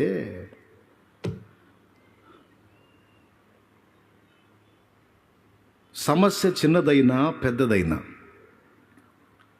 దాని స్థాయిని బట్టి నువ్వు ఏర్పరచుకునే విశ్వాసం ఉంటుందే, ఆ విశ్వాసంలో పరిపూర్ణత ఉండాలి. పర్సనాలిటీ కాదు, పరిపూర్ణత ముఖ్యం. అంటే చిన్న విషయమైనా పెద్ద విషయమైనా ఒక సంగతిని గురించి దేవుని దగ్గర నువ్వు పొందగోరినప్పుడు ఆ సంగతి విషయమై నీ విశ్వాసంలో లోపం ఉండకూడదు. అర్థమైందా? పర్ఫెక్ట్గా, కంప్లీట్గా దేవుడు దీన్ని చేస్తాడు. ఇక అంతే. దేవునికి స్తోత్రం కలుగును గాక. హల్లెలూయా. చేసేస్తాడు, ఇక అంతే, డౌట్ లేదు. సందేహించేవాడికి ఏం జరిగిద్దో చెప్పాడు అక్కడ. మనస్సున సందేహింపక. చాలా సంగతులను గురించి మన దగ్గర ఉన్న దరిద్రం ఇదే. స్తోత్రం చెప్పండి, గట్టిగా చెప్పండి. ఇప్పుడు చాలా చిన్న సమస్య అండి, చాలా చిన్న విషయం. ఆ చిన్న విషయానికైనా పెద్ద విషయానికైనా నువ్వు అడిగిన విషయం ఏదైనా దాని విషయంలో నీ విశ్వాసం వెలితి లేకుండా ఒక రౌండు పరిపూర్ణంగా, ఇప్పుడు పూర్ణ చంద్రబింబం అంటాం. గణిత శాస్త్రంలో సున్నాకి కూడా పూర్ణం అనే పేరు ఉంది. నాకు తెలియదు, మరి గుర్తుందో, చిన్నప్పుడు గుర్తుంది. అంటారా? పూర్ణం అంటారా? అనరా? పూర్ణ సంఖ్యలో మొదటిది ఏంటి? పెద్దగా చెప్పండి. మీరు ఎంత చదువుకున్నోళ్ళు, నేనేమో మోటువాడిని, చెప్పండి కాస్త. దేవునికి మహిమ. పూర్ణ సంఖ్యలో సున్నా పూర్ణమైంది అంటే ఎక్కడన్నా కోత పడిందంటే అపరిపూర్ణం. ఈ అంచు ఆ అంచు రెండు కలిసిందనుకో పూర్ణం. చిన్న విషయాన్ని విశ్వసించేటప్పుడైనా ఇది చిన్నదేగా, అయితే అవ్వచ్చు, కాకపోవచ్చు అనుకోకూడదు. చిన్నదైనా డౌట్ లేకుండా, సందేహం లేకుండా నా దేవుడు దీన్ని చేస్తాడు అని నమ్మాలి. పెద్దదైనా అక్కడ నీ సమస్య యొక్క పరిమాణం కాదు కావాల్సింది, నీ విశ్వాసం యొక్క పరిపూర్ణత కావాలి. ఇదండి చాలా వరకు మన అపజయానికి ఇదే కారణం. ఆవగింజంత విశ్వాసం అంటే, ఆవగింజంత విశ్వాసం అన్నాడు. బహుశా మనకు అంత పరిమాణంలో విశ్వాసం లేదనుకుంటాను, మరి మన కంట్లో ఉండాల్సినంత విశ్వాసం ఉన్నట్టుంది. ఏంది అసలు మనకేం కార్యాలు జరగవు అనేది మన ఏడుపు. కానీ నీవు ఏదైనా దేవుని ఎదుట ఒక సంగతిని అడిగినప్పుడు దాని విషయంలో మనస్సులో ఏ కోశాన కూడా సందేహించకుండా పరిపూర్ణముగా నీవు ఆ విషయాన్ని దేవుడు నీకు అనుగ్రహిస్తాడని నిశ్చయముగా నమ్మిన ఎడల ఖచ్చితంగా నీకు అది దేవుని నుండి దొరుకుతుంది. నీకు అసాధ్యమైనది ఏది ఉండదు అన్నాడు. యేసయ్య మనకు రివర్స్ పాట పాడుతున్నాడు, మనమేమో యేసయ్యకు పాడుతున్నాం. నీ ప్రజల నెమ్మదికై రాజాజ్ఞ మార్చింది నీవేనని అహము అహమును అణచి అధికారులను అధముల చేసిన నీకు నీ ప్రజల నెమ్మదికై రాజాజ్ఞ మార్చింది నీవేనని అహమును అణచి అధికారులను అధముల చేసిన నీకు అసాధ్యమైనది ఏమున్నది అసాధ్యమైనది ఏమున్నది అసాధ్యమైనది ఏమున్నది అసాధ్యమైనది ఏమున్నది. ఆగో, ఎవరికి అసాధ్యమైనది? ఇప్పుడు యేసయ్య మనకు రివర్స్ పాడదు, ఎప్పుడో పాడేశాడు బైబిల్లో. అది చూసుకోవట్లా మనం. అయ్యా నీకు అసాధ్యమైనది ఏమీ లేదయ్యా అని ఆయనకు పాడుతున్నాం. ఆయన అంటున్నాడు నీకు కూడా ఉండదయ్యా అంటున్నాడు. ప్రభువా నీకు అసాధ్యమైనది ఏమీ లేదు నాయన అంటే నీకు కూడా ఉండదమ్మా అంటున్నాడు.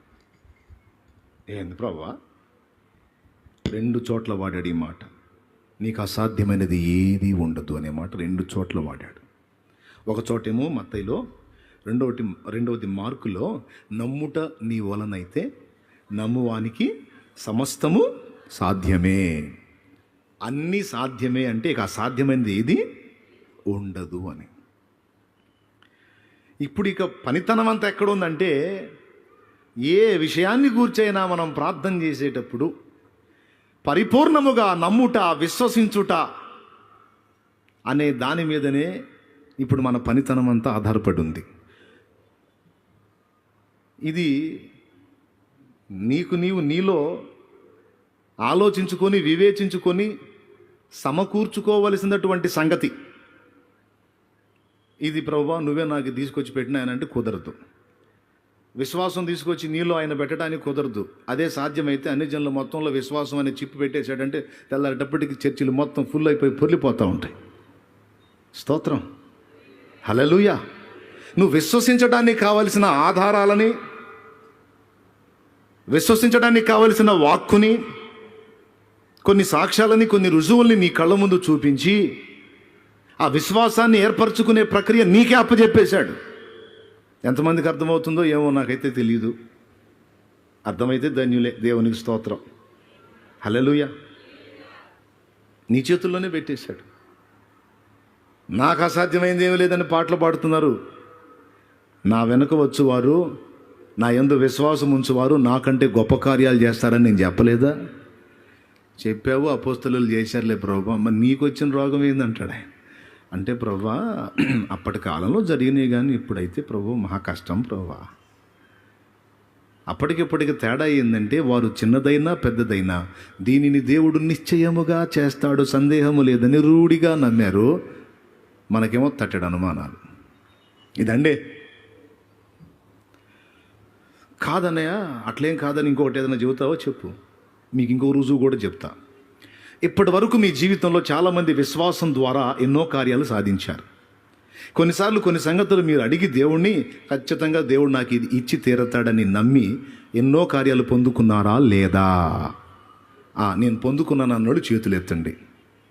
నేను నమ్మి చాలా పొందుకున్నాను. సందేహించకుండా నేను నమ్మినవన్నీ దేవుడు జరిగించాడు. నా విషయంలో నేను చెబుతా. డౌట్ పడ్డానంటే ఆగిందే అది. డౌట్ లేదు, కన్ఫామ్ అయిపోయింది అంతే. దేవునికి మహిమ. దరిద్రం అంతా ఎక్కడుందంటే సందేహంలో ఉంది. సాతానుగాడికి ఉన్న ఆయుధాల్లో చాలా అతిపెద్ద ఆయుధము ఇదేనండి. వాడు ఏ కాడికి నీ విశ్వాసం రౌండ్ చుట్టబడకుండా కట్టింగులు కొడుతుంటాడు. వాడు అక్కడ పనువాడు అనమాట. అది విషయం. దేవుని యందు మనం ఉంచే విశ్వాసానికి కట్టింగులు కొడతాడు బెదరో. దేవుని యందు మనం ఉంచే విశ్వాసానికి కట్టింగులు కొడతాడు, పరిపూర్ణం కాకుండా డౌట్లు తెచ్చి. వాడి కార్యాలను మాత్రం బాగా రౌండ్గా నమ్మేటట్టు చేస్తున్నాడు వాడు. అది ఇప్పుడు వాడు చేస్తున్న మోసం. అర్థమైందా? వాడి కార్యాలను పూర్ణంగా నమ్ముతున్నాం. కొన్ని శుభకార్యాలు ఉంటాయి, బయటికేం ప్రభువా చెయ్యి ప్రభువా చెయ్యి ప్రభువా అని ప్రార్థన చేయాలి. లోపలేమో పొరపాటును కూడా జరగదు.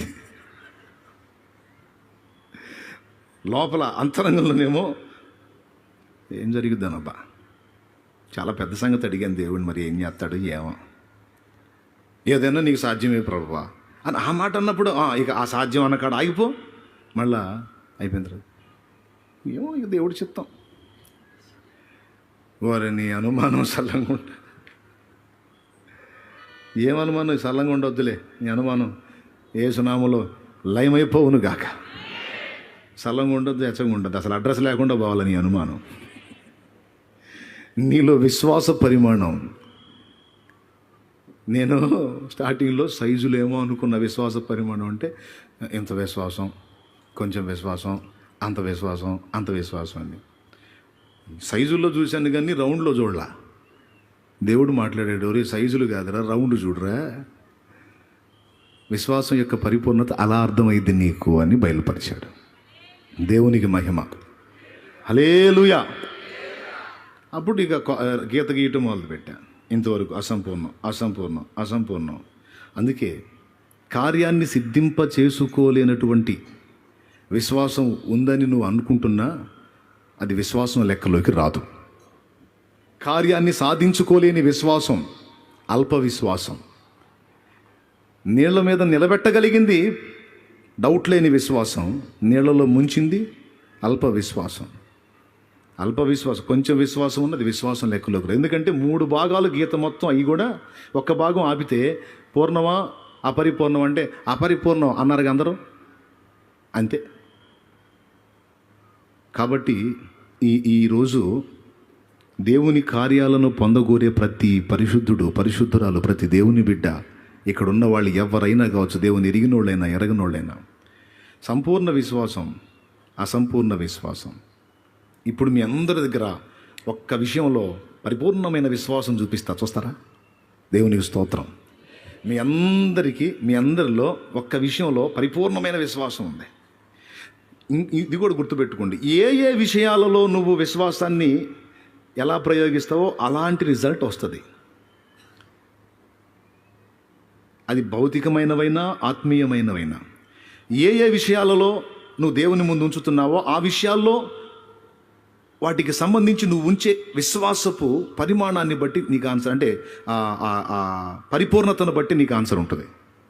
ఇప్పుడు మీ అందరికీ ఒక విషయంలో పరిపూర్ణ విశ్వాసం ఉందని రుజువు చేస్తా. ఏంటిదంటే, యేసు ప్రభువును నమ్మి మారు మనసు పొంది పాప క్షమాపణ నిమిత్తమై బాప్తిస్మం పొందినవాడు పరలోకం పోతాడా, నరకానికి పోతాడా? ఎంతమంది ఒప్పుకుంటారు? చేతులు ఎత్తండి. సగం చేతులు ఎత్తితే సగమే, 2 చేతులు ఎత్తితే ఇంకా ఆనందం. అబ్బా, డౌట్ లేదుగా. అసలు ఇక్కడ మాత్రం ఎంత నిశ్చయతో, వామ్మ ఇది కూడా నమ్మకపోతే పోతాం పాతాళంలో ఎందుకు. ఈ పాయింట్లో దేవుణ్ణి మనం నమ్మేటప్పుడు ఏదన్నా డౌట్ ఉందా మనకి? ఇంకొకళ్ళకి ఏదైనా ప్లేస్ ఇస్తామా? యేసు ప్రభు ఒక్కడే కాదు కానీ ఇంకా కొంతమంది ఉన్నారని ఎవరికన్నా చోటిస్తావా? ఏయ్, పొరపాటును కూడా మాట్లాడే పని లేదు, ఇంకెవ్వరు లేరు. ఆ ఒక్కడే యేసే. ఆయనే నన్ను నిత్య జీవానికి తీసుకెళ్తాడు. ఎంత నిశ్చయత! నేను చెబుతున్నా, దేవునికి స్తోత్రం. మిగిలిన కార్యాల విషయంలో 0 పూర్తిగా రాకపోయినా ఈ ఒక్క విషయంలో మాత్రం పరిపూర్ణమైన 0 కనపడింది అందరి దగ్గర. అందుకే విశ్వసించిన వారందరూ నిత్య జీవానికి ఖాయం.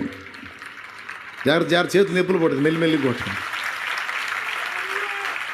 దేవునికి మహిమ. ఇక్కడ డౌట్ లేదు, కన్ఫామ్ అనమాట. పరిపూర్ణంగా వెళ్ళిపోయేది ఖాయం. ఆ నమ్మేది ఖాయమే, నువ్వు పోయేది కూడా ఖాయమే, అందులో డౌట్ లేదు. ఇక కార్యాలను సిద్ధింపజేసే విషయంలో అపోస్తలులు ఎలాగ విశ్వాసం ఉంచారో, భక్తులు ఎలాగ విశ్వాసం ఉంచారో. నేను శనివారం రోజుకి అక్కడ ఉండాలయా అన్నాడు జార్జ్ ముల్లర్ అనే దైవజనుడు. షిప్లో ఎక్కి ఎవరి దగ్గరికి పోయి? నావికుడి దగ్గరికి పోయి. మీకు తెలుసు అంటే ఆయనే ఉన్నాడండి, ఆయన కూడా క్రైస్తవుడే, కానీ ఆయనే ఉన్నాడు తెలుసా? ఒక్కసారి అటు చూడండి అన్నాడు. నేను చూడండి అన్నాడు ఆయన. ఎందుకు చూడాలి? నేను చెప్పిన మాట ఏంటి? నువ్వు నన్ను చూడమనేది ఎందుకు? కాదు సార్, దారి అర్థం కాక నేను చూస్తుంటే అంత మంచుగా మేసి, అసలు ఇది ఎటు పోతుందో అర్థం కాక నేను గందరగోళం అవుతుంటే నాకు టైం ఇస్తున్నావే, ఈ టైం కల్లా నేను ఆడికి చేరాలని. ఎట్లా సాధ్యమైంది సార్, కష్టం అన్నాడు. నాకు తెలీదు. చూడండి సార్, ఆడు చూడండి. నేను చూడను. నేను ప్రభువుకి వెళ్ళి చూసేవాడిని, సమస్యలకి వెళ్ళి చూసేవాడిని కాదు, ప్రతికూలతల వైపు చూసేవాడిని కాదు, ఇబ్బందుల వైపు చూసేవాడిని కాదు. దేన్నైనా కదిలించగల యేసు వైపు చూసేవాడిని. అది నేర్చుకున్నాను అన్నాడు. బాగా వినండి. ఏమో ఇదైతే కష్టం అన్నాడు. అఫ్కోర్స్ నీకు కావచ్చు, కానీ నాకు, నా దేవునికి, బ్రదర్ ప్రార్థిద్దామా అన్నాడు. ప్రార్థన చేద్దాం. ఇప్పుడు యేసుప్రభుని నమ్మిన మనందరికీ ప్రార్థన సెంటిమెంట్. పొరపాటున ఎవరన్నా ప్రార్థన చేద్దామా, ఇంతసేపు మాట్లాడుకున్నా కాసేపు ప్రార్థనలో ఉందామా అంటే లోపల భలే బాధ. పెద్ద భక్తురాలమ్మ ప్రార్థన అంటే మళ్ళీ కాసేపు సుత్తి అంతసేపు అన్నా చెప్పు. కాసేపు ప్రార్థన చేద్దాం అనగానే ఆ మాట అన్న వ్యక్తిని దుష్మన్కే బచ్చే హే అన్నట్టు చూస్తూ ఉంటారు. దేవునికి స్తోత్రం. మనసులో ఫీలింగ్ చేయకుండా పోతే మళ్ళీ ఏం మొహం పగిలిద్దో. ఆ ప్రార్థన ఇప్పుడు వద్దులే అంటే మళ్ళీ చుట్టూ ఉన్న వాళ్ళందరూ ప్రార్థన వద్దండి సైతాన్ సంబంధం అనుకుంటారేమో అని ఎంత ఫీలింగ్ ఉన్నా, ఎంత విరక్తి ఉన్నా, ఎంత ఇబ్బంది ఉన్నా 2 మాటలు క్లుప్త ప్రార్థన. ఎక్కువసేపు వద్దు, 2 మొక్కలు అందరు జాగ్రత్త, 2 మొక్కలు చేయాలి అని ఎంత అవకాశం ఉండి అంత తేల్చేస్తారు. మొత్తానికి మోకరించడం అయితే ఖాయం, లేకపోతే తిట్టుకుంటారు కదా. ప్రార్థన వద్దని వెళ్ళిపోతున్నాడు సైతాను ముఖం అని అనుకుంటారు కదా. ప్రార్థన వద్దని పోతున్నాడు సైతానుడు అనుకుంటారు కదా. అందుకని ప్రార్థన అనగానే లోపలేమో సణుగుడు, పెద్ద భక్తుడు ప్రార్థన అంటాడు వీడు ఒకడు. బయటికేమో చేద్దాం బ్రదర్, 2 మాటలు వెళ్దాం. అనుకోలేదా? అనుకోరా? లోపల తెలుసు. కొన్నిసార్లు ఏమో చేయాలనిపిస్తుంది, కొన్నిసార్లు మనకేవో ఆ టెన్షన్స్ ఉంటాయి, ఇబ్బంది అనిపిస్తుంది. కానీ మన బ్రదరు నీకు ప్రార్థన చేయడం వచ్చి ప్రార్థన చేద్దామా అంటే సరేపా వెళ్ళారు. ప్రార్థన మోకాళ్ళు ఉన్నారు. జార్జి ముల్లర్ గారు ప్రార్థన చేశాడు. ఆయన ప్రార్థన చేశాడు, మరి ఎదురున్న ఇంకొక ఆయన కూడా చేయాలిగా. ఆయన ప్రభువా నీకు స్తోత్రం అని మొదలుపెట్టాడు. అవసరం లేదు అన్నాడు. ఇదేందండి ప్రార్థన ఆపి లేపుతున్నాడు. అవసరం లేదు ఏంటన్నాడు.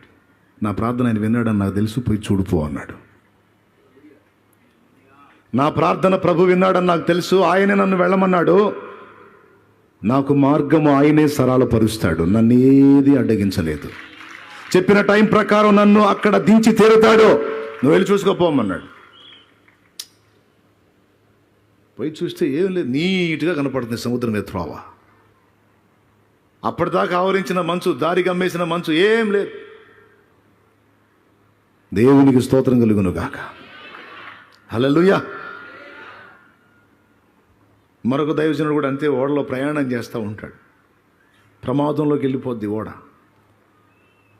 ఎటు పోతుందో అర్థం కాని పరిస్థితి అయిపోతుంది. కొంచెం ముందుకెళ్తే రాతి తిప్పలు ఉంటాయి, రాతి తిప్పలు అవి తగిలితే ఓడ బద్దలైపోతుంది. అటు వెళ్ళకూడదు. ఇంకొకెళ్ళి లాగితే అటుపక్క నరమాంస భక్షకులు ఉండేటువంటి దీవి, అటు వెళ్ళకూడదు. రాతి తిప్పలు తగిలితే ఓడ పగిలిపోయేది ఖాయం. ఓడ ఆ దిక్కుకు పోతే వాళ్ళ చేతుల్లో మాంసాహారం అయిపోయేది ఖాయం. ఇప్పుడు ఏం చేయాలా? ఆ ఓడలో దైవజనుడు, బహుశా హడ్సన్ టేలర్ అనుకుంటారు దైవజనుడు, ఆయనేనా సంథింగ్, హడ్సన్ టేలరే కదా, రైట్, ఆయనే హడ్సన్ టేలర్ అనే దైవజనుడు. ఏమంటే వినండి, జాగ్రత్తగా వినండి, మైండ్లో తీసుకోండి. బాగా అలవాటు అయిపోయాం వినటానికే. దేవుని మాటల్ని తీవ్రంగా తీసుకోవటం అనే ముఖ్యమైన సంగతి వదిలేశాం. భక్తులకి, ఆనాటి ఆ యోధులకి, ఆ కార్యాలు చూసిన వారికి, ప్రస్తుతం మనకి తేడా ఏంటంటే, దేవుడు చెప్పిన ఏ మాట అయినా నిరర్థకము కాదు అనే దేవుని మాట, ప్రతి మాటని తీవ్రంగా తీసుకున్నారు వాళ్ళు. అందుకే వారికి రిజల్ట్ కూడా తీవ్రంగా ఉంది. ఇప్పుడు పరిస్థితి ఎలా వచ్చిందంటే, దేవుని మాటలు తీవ్రంగా తీసుకోవటం వదిలేశారు. తీవ్రంగా వింటున్నారు కానీ తీవ్రంగా తీసుకోవట్లే. మీరు చెప్పండి, నేనేమన్నాను ఇప్పుడు? తీవ్రంగా రోజుకు 3-4 ప్రసంగాలు వింటున్నారు కానీ అందులో విషయాలని తీవ్రంగా తీసుకోవట్లా. వారు వినుటకు మట్టుకు విందురు గాని గ్రహింపకుందురు అన్నాడు. దేవుడు నీకు అందించినటువంటి మాటలు రోజు పొద్దున్న నుంచి సాయంత్రం దాకా ప్రసంగం వినక్కర్లా. ఒకవేళ నీకు అంత ఓపిక ఉంటే విని ఇబ్బంది లేదు. కానీ దేవుడు నీకు మొదట పలికినటువంటి కొన్ని సంగతుల విషయంలో నువ్వు తీవ్రంగా తీసుకోవటం నేర్చుకుంటే తర్వాత ఇంకా ఏవేవి తీసుకోవాలో ఒకటొకటి మొత్తం నీకు ఓపెన్ చేస్తాడు దేవుడు. కానీ ఈరోజు విస్తారంగా ఉపదేశం అందుతుంది, కానీ ఆ మాటల్ని తీవ్రంగా తీసుకొని నేను ఎందుకు ఈ పాయింట్ మిస్ అయ్యాను, నేను ఎందుకు దీన్ని ఆచరణలో పెట్టట్లేదు అనే విషయాన్ని వదిలేశాను. దాన్ని కానీ కలిగి ఉండగలిగితే, దాన్ని వివేచించగలిగితే, ఆ పాయింట్ను పట్టుకోగలిగితే నీకు అసాధ్యమైనది ఉండదు. హడ్సన్ టేలర్ గారు ఏమన్నారు తెలుసా? ఇప్పుడు హడ్సన్ టేలర్ గారు అందులో ఉన్నాడు, ఆ దైవజనుడు అందులో ఉన్నాడు. ఈ ఉన్నోళ్ళందరికీ చావు ఖాయం అనిపించింది. సో ఆయన ఏమన్నా సలహా చెప్తాడేమో, ఆయన ఏమన్నా చేస్తాడేమో, దైవభక్తుడు కదా. ఇప్పుడు ప్రమాదంలో బాగా తారస్థాయికి పోయినప్పుడు ఇక దేవుడే కదా దిక్కు. డాక్టర్లు రిపోర్ట్ ఇచ్చి 2 పోయినాయి ఇక బోటమే అన్నప్పుడు, లేకపోతే గుండె పూర్తిగా ఖరాబ్ అయిపోయింది ఇక బోటమే, లేదా లివర్ మొత్తం పూర్తి ఖరాబ్ అయిపోయింది ఇక బోటమే అన్న బాగా డేంజర్ రిపోర్ట్ ఇచ్చినప్పుడు అప్పుడు కదా దేవుడు కనపడేది. అప్పుడు దాకా డాక్టరే దేవుడు, నువ్వే దేవుడు. నేను చేయగలిగింది ఏముందమ్మా, మొత్తం ఖరాబ్ అయిపోయింది ఇక నేను చేయగలిగింది ఏం లేదన్నప్పుడు ఏడున్నాడు దేవులాడంటారు ఆ సేవకుడు. క్లైమాక్స్లో చాలామంది కోరిక అంటే తెలిసిందని తీసుకెళ్ళి ఆ చాలా మన దగ్గర పడేయండి. వాళ్ళ నమ్మకం ఏంటో తెలుసా? అన్న ప్రార్థన చేస్తే దేవుడు కార్యం చేస్తాడేమో అని. అంటే క్లైమాక్స్లో ఇక దేవుడే దిక్కు, వాళ్ళలో కూడా వీళ్ళకి దేవుడే దిక్కు. ఇక క్లైమాక్స్లో ఏమన్నారు తెలుసా? మీరేమైనా చేయగలరా, మీరేమైనా చెప్పగలరా? దేవుని భక్తులు కదా, మీరేమైనా చేయగలరా, మీరేమైనా చెప్పగలరా? తెరచాపలన్నీ కట్టేసి ఉన్నాయి. ఆయన ఇప్పుడు మీకు ఏం కావాలి, ఏం జరగాలి అని. గాలి బ్రేక్ అయిపోయింది, సముద్రం మీద గాలి తోలట్లేదు, ఈ ఓడ ఎటు పోతుందో అర్థం కాని పరిస్థితుల్లోకి వెళ్ళిపోతుంది. ఇది వెళ్ళే తీరులో కానీ మనం గమనించినట్లయితే డేంజర్ జోన్ ఉంది. కాబట్టి ఇప్పుడు ఇది దిశ మారాలి, ఇది వెళ్ళే త్రోవ మారిపోవాలి. అది మారాలంటే గాలి కావాలన్నాడు. వెంటనే హడ్సన్ టేలర్ గారు అన్నారు, ఓకే గాలి కావాలి, గాలి దేవుడు పంపిస్తాడు, ఆ తెరచాపలు విప్పండి అన్నాడు. గాలి తోలేటప్పుడు తెరచాపలు విప్పితే అర్థం ఉంది, కానీ అసలు గాలి అనేదే మొదలు కాకుండా తెరచాపలు విప్పుతూ ఉంటే కామెడీ కదా. వాళ్ళు అందరూ ఒకరు చూసుకొని అంత భయంలో కూడా నవ్వుకున్నారు. గాలి లేని తెరచాపలు ఎలా? తెరచాపలు అంటే తెలుసా? ఎండి చేపలు అనుకుంటున్నారా? దేవునికి స్తోత్రం. తెరచాప అంటే పడవ మీద ఒక క్లాత్ ఉంటుంది కదండి, గాలిని బట్టి ప్రయాణం చేయటానికి ఆ తెరచాపల్ని వాడేవాళ్ళు. తెరచాప కాదు, తెరచాప. Okay right. తెరచాప వంటి జీవితం లోక ప్రేమ సుడుల మధ్యలో నలు దిశలా కృంగుతున్న వేళ, తెరచాప వంటి జీవితం లోక ప్రేమ సుడుల మధ్యలో నలు దిశలా కృంగుతున్న వేళ, నిజమైన నీ ప్రేమతో నన్ను నీ దరికి చేర్చినావే, నిజమైన నీ ప్రేమతో నన్ను నీ దరికి చేర్చినావే. ఏనాటిదో ఈ బంధం, నా యేసుతో అనుబంధం, ఆశ్చర్యమేనా జీవితం, ఊహించలేదు ఎన్నడూ. దేవునికి మహిమ. ఆ పాటలో ఉంటుంది తెరచాప. తెరచాపలు విప్పితే నేను ప్రార్థన చేస్తా అన్నాడు. సార్ గాలి రాకుండా ఎందుకు సార్ అవి విప్పటం? అది చాకిరి అనమాట, పెద్ద తెరచాపలు. ఆయన్ని విప్పాలి, చాకిరి చేయాలా. మళ్ళీ గాలి తోలేదనుకో హాస్యం. ఆయన ఎవరో చెప్పాడు, మీరందరూ ఏదో చాకిరి పెట్టారు, చుట్టండి సనుక్కుంటా చూడతారు. మళ్ళా అదిగో ఫోటో వేసాడు చూడండి. ఆయన ఒకటే చెప్పాడు, నేను చెప్తాను, ప్రార్థన చేస్తాను, తెరచాపలు విప్పండి అన్నాడు. సరే వాళ్ళు ఇబ్బంది పడకుండా విప్పారు. ఈయన మోకాళ్ళ మీదకి వెళ్ళాడు. కాసేపటికి వాళ్ళందరూ పరిగెత్తుకుంటూ వచ్చారు. ఏమనో తెలుసా? హడ్సన్ టేలర్ గారు ఇక చాలు ఆపండి అని. మనకు కావాల్సినంత గాలి తోలింది, ఓడ ఒక దరికి చేరింది. ఇక చాలు ఆపండి, ఇక చాలు, ఇంకా తోలిందంటే ఇంకో డేంజర్లోకి వెళ్ళింది, ఇక చాలు. అప్పుడు మోకాళ్ళ మీద నుంచి లేచాడు. హడ్సన్ టేలర్ దేవుడే కదా మన దేవుడు, జార్జ్ ముల్లర్ దేవుడే కదా మన దేవుడు. ప్రకృతిని అంత అద్భుతంగా శాసించాడండి. సముద్రం మీద ఉన్న మంచును అడ్రస్ లేకుండా చేశాడు. ఒక భక్తుడు ప్రార్థిస్తే, మరొక భక్తుడు ప్రార్థిస్తే మోకాళ్ళ మీదకి వెళ్ళిపోతే గాలిని తోలేట అప్పటిదాకా రెల్లు కూడా కదలనంత స్తబ్దమైపోయినటువంటి వాయువుని ప్రచండ వాయువు వీచేటట్టు చేశాడు. ఆయనేనా మన దేవుడు? మరి మన విషయంలో ఎందుకండి కార్యాలు? ఒకటేనండి, వారికి మనకి. అపోస్తల కార్యాల్లో వారికి మనకి, మనకు ముందు తరాల్లో ఉన్న భక్తులకి మనకి ఉన్న వ్యత్యాసం రౌండ్ కంప్లీట్గా అట్లా. అది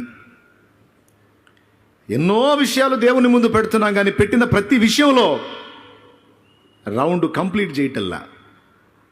అక్కడ సాతాను కుట్ర జరుగుతుంది. అది పాయింట్. మరి ఇప్పుడు నువ్వు వరుసగా రౌండ్లు చూడతా ఉంటే వాడు ఊరుకుంటాడా? ప్రతిదీ చుట్టేసే, రౌండ్ చుట్టేసే, అసాధ్యమైనది లేకుండా అన్నీ చేసుకుంటా పో, నేను చూస్తూ ఉంటాను అని ఊరుకుంటాడా? వాడు తెచ్చే దాడులన్నీ విశ్వాసానికి ఆపోజిట్లోనే తెస్తాడని చెప్పాడు. ఆ విశ్వాసాన్ని పరిపూర్ణంగా రౌండ్ చుట్టకుండా అడ్డగించి కట్టింగులు పెట్టడానికి వాడు నిరంతరం కృషి చేస్తాడు. అందుకే అపవాది వేసే అగ్ని బాణాలకి విశ్వాసమును డాల్ను అడ్డం పెట్టమన్నాడు. విశ్వాసాన్ని డాల్తో పోలిస్తే డాల్కి ఆపోజిట్లో వచ్చే బాణాలు ఏంటి? అవిశ్వాసం, సందేహం. విశ్వాసం ఇంటూ మీకు దండం పెడుతుందో తెరిచి చెప్పండి, నీరసం.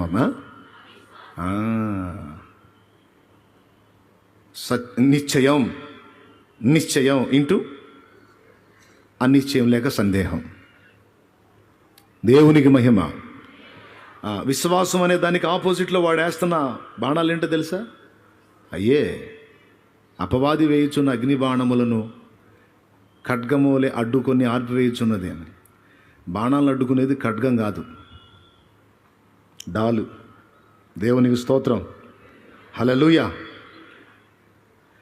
అపవాది వేయుచున్న అగ్ని బాణములను, అపవాది వేయుచున్న అగ్ని బాణములను ఖడ్గము అని పాడుతున్నాం కదా.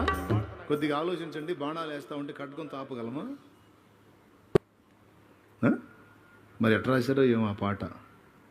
అట్టెందుకు రాశారండి? మళ్ళీ ఆయన కొడతాడు, ఎందుకు వచ్చిన గొడవ? మా ఒక బ్రదర్ పాడాడు,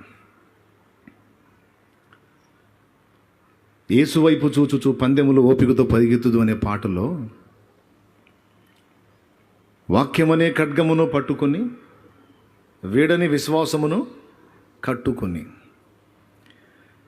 ఆ పాటలో అంటాడు, అపవాది అగ్ని పొదిని ఆర్పివేయుదాం, ఆత్మలో ప్రతి సమయం ప్రార్థించుద్దామని. అందులో కూడా ఈ 2 పాయింట్లు మెన్షన్ అవలా. కానీ ఎఫెస్సి పత్రిక 6లో దేవుడు చూపించాడు, విశ్వాసమును డాలు నువ్వు పట్టుకో, అపవాది వేసే అగ్ని బాణాలని ఆర్పుటకు. చూడు ఆ వచనం చదువు, 6వ అధ్యాయము 15వ వచనం. ఇంకొంచెం మనసులో చదువుకోమ్మా, దగ్గర తీసుకొని మైకు చదువు తల్లి. 6వ అధ్యాయం 14వ వచనం. 6-14 గంట ఎఫ్ఎస్సి పత్రిక. లైవ్లో ఉన్నవాడు కూడా బాగా వింటారుగా, వినండి.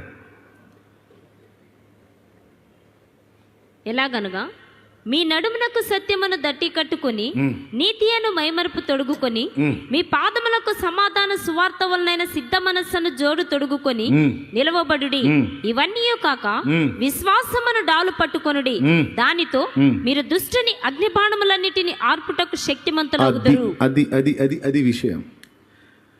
విశ్వాసం ఇంటూ రైట్. విశ్వాసానికి ఆపోజిట్లో వచ్చే అన్నీ ఏంటి చెప్పండి, నోరు తెరిచి చెప్పండి. విశ్వాసం అనే డాలుకి ఎదురుగా వచ్చి ఆపోజిట్లో వచ్చాయని ఏంటి? అదే వాడి ఆయుధం. సందేహం, అనుమానం, రోగం. దేవా స్వస్థపరచని నిరంతరం ప్రార్థన చేస్తావు, కానీ లోపల ఒకటి నాటేస్తాడు వాడు. ఎంతోమంది తెచ్చారు, నువ్వు బతుకుతా. ఏంది నువ్వు అన్నీ ఏదో నీ భ్రమ కాకపోతే ఏం వచ్చింది మామూలు రోగమా? కొంతమంది నా చేత ప్రార్థన చేయించుకుంటే నాకే చెబుతుంటారు, ఇది మామూలు కాదన్నా, చాలా పెద్దది. ఇక నాకు కన్ఫామ్, నాకున్న విశ్వాసం కూడా చెడగొట్టింది ఆ ముక్కుతో. దేవునికి స్తోత్రం కలుగును కాక. నాకున్న విశ్వాసం కూడా చెడగొట్టేసింది ఆ మాటతో. ఇంకేం చేసేది నేను? ఇక అది ఆత్మానందం పరమానందం అన్నట్టు ఇక ఆమె చేతి ప్రభావం నాకు చేసుకుని ఆయన సహాయం చేయ సునాములో గద్దించేది రోగాన్ని కదా, ముందు ఏమన్నా డౌట్ తీసే ప్రభా. డౌట్ పోతే రోగం పోయింది. ఏ విషయమైనా ఇక ఇదే వర్తిస్తుంది. ఇంకొక విషయం కూడా ఇందు మూలంగా మీకు చెప్పాలండి. అపవాది చేస్తున్న భయంకర మోసం ఏంటంటే, దేవుని శక్తిని, దేవుని కార్యాలని, దేవుని బలముని, దేవుని జ్ఞానముని, దేవుని ప్రేమని సందేహించేటట్టు నీ విషయంలో వాడు నీకు ప్రేరణ కలిగించి వాడు చేసేటువంటి కీడుల విషయంలో బాగా నమ్మేటట్టు చేస్తున్నాడు సైతానుగాడు. దేవుడైనా సైతానైనా మన మీద పని చేయాలంటే మన దగ్గర విశ్వాసం అనేది ఒకటి కావాలి. దేవుని శక్తి మనలో పనిచేయాలన్నా విశ్వాసమే ఆధారం. అందరూ చెప్పండి. ఇంత నీరసంగా అబ్బా ఎంత బాగా చెప్పారు. సైతాను శక్తి మన మీద పనిచేయాలన్నా కూడా విశ్వాసమే వాడికి కూడా ఆధారం. తెలుసా మీకు? మనలో ఏర్పడిన విశ్వాసాన్ని ఆధారం చేసుకుని వాడు శోధించేది. మనలో ఏర్పడిన విశ్వాసాన్ని ఆధారం చేసుకునే దేవుడు మనలో క్రియ చేసేది. ఎంతమందికి అర్థమైంది? సైతానుగాడు మనలో పనిచేయాలన్నా కూడా ఏది ఆధారం? దేవుడు పనిచేయాలన్నా డౌట్ లేదుగా. ఇప్పుడు దేవుని మీదేమో సందేహాలు పుట్టించి వాడు చేసే కార్యాల మీద మహానమ్మకం పుట్టించాడు.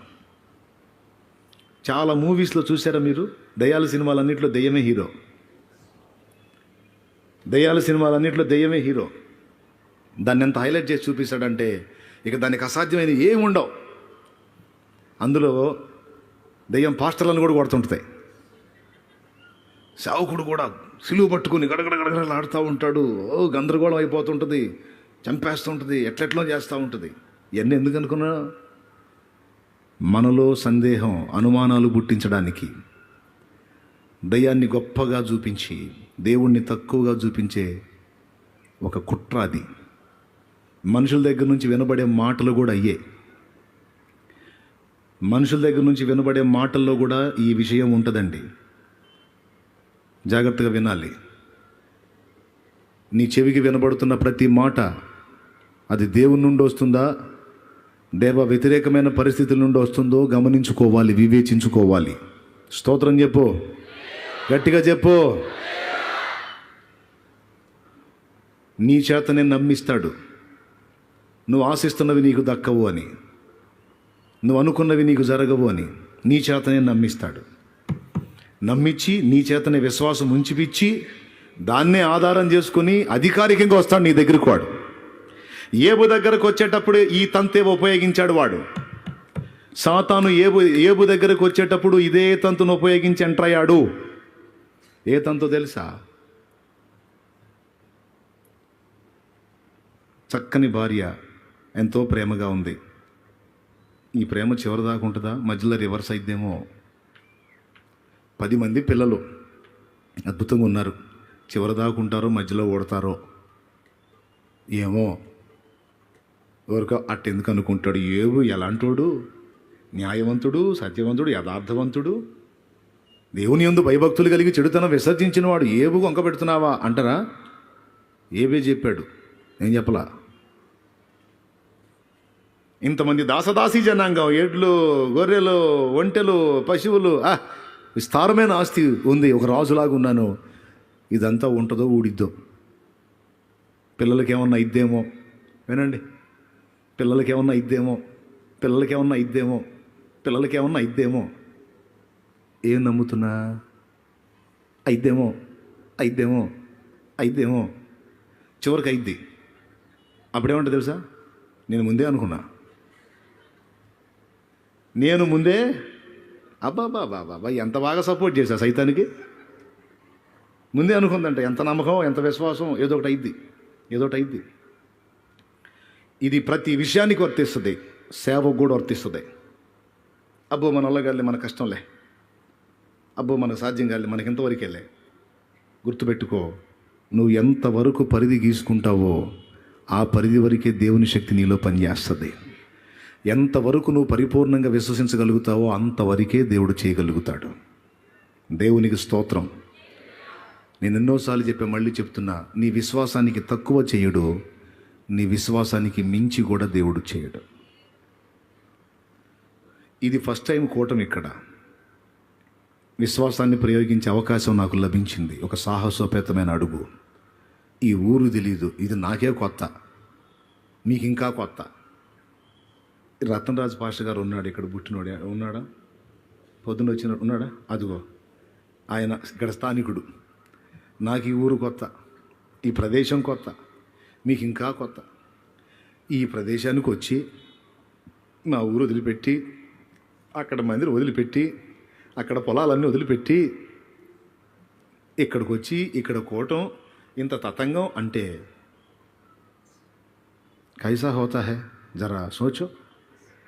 దేవునికి స్తోత్రం, హల్లెలూయా. ఏం కావాలి? తప్పనిసరిగా విశ్వాసమే కావాలి. ఎట్లా సాధ్యం? ఏమో నాకు అది కష్టం, కానీ విశ్వాసంతో నేను అడుగేస్తే నా దేవునికి సమస్తము సాధ్యం.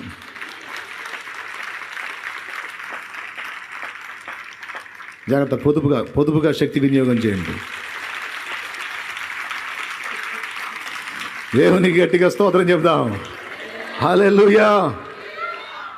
ఈ పందిళ్ళని నేర్పిస్తుంటే వేసేవాళ్ళకు డౌటు, వీడు ఏందో మమ్మల్ని ఈంతున్న పందిళ్ళు, ఈ కర్రలన్నీ నాటిపిస్తా ఉన్నాడు, సాగొడుతున్నాడు, ఇంత అవసరమా?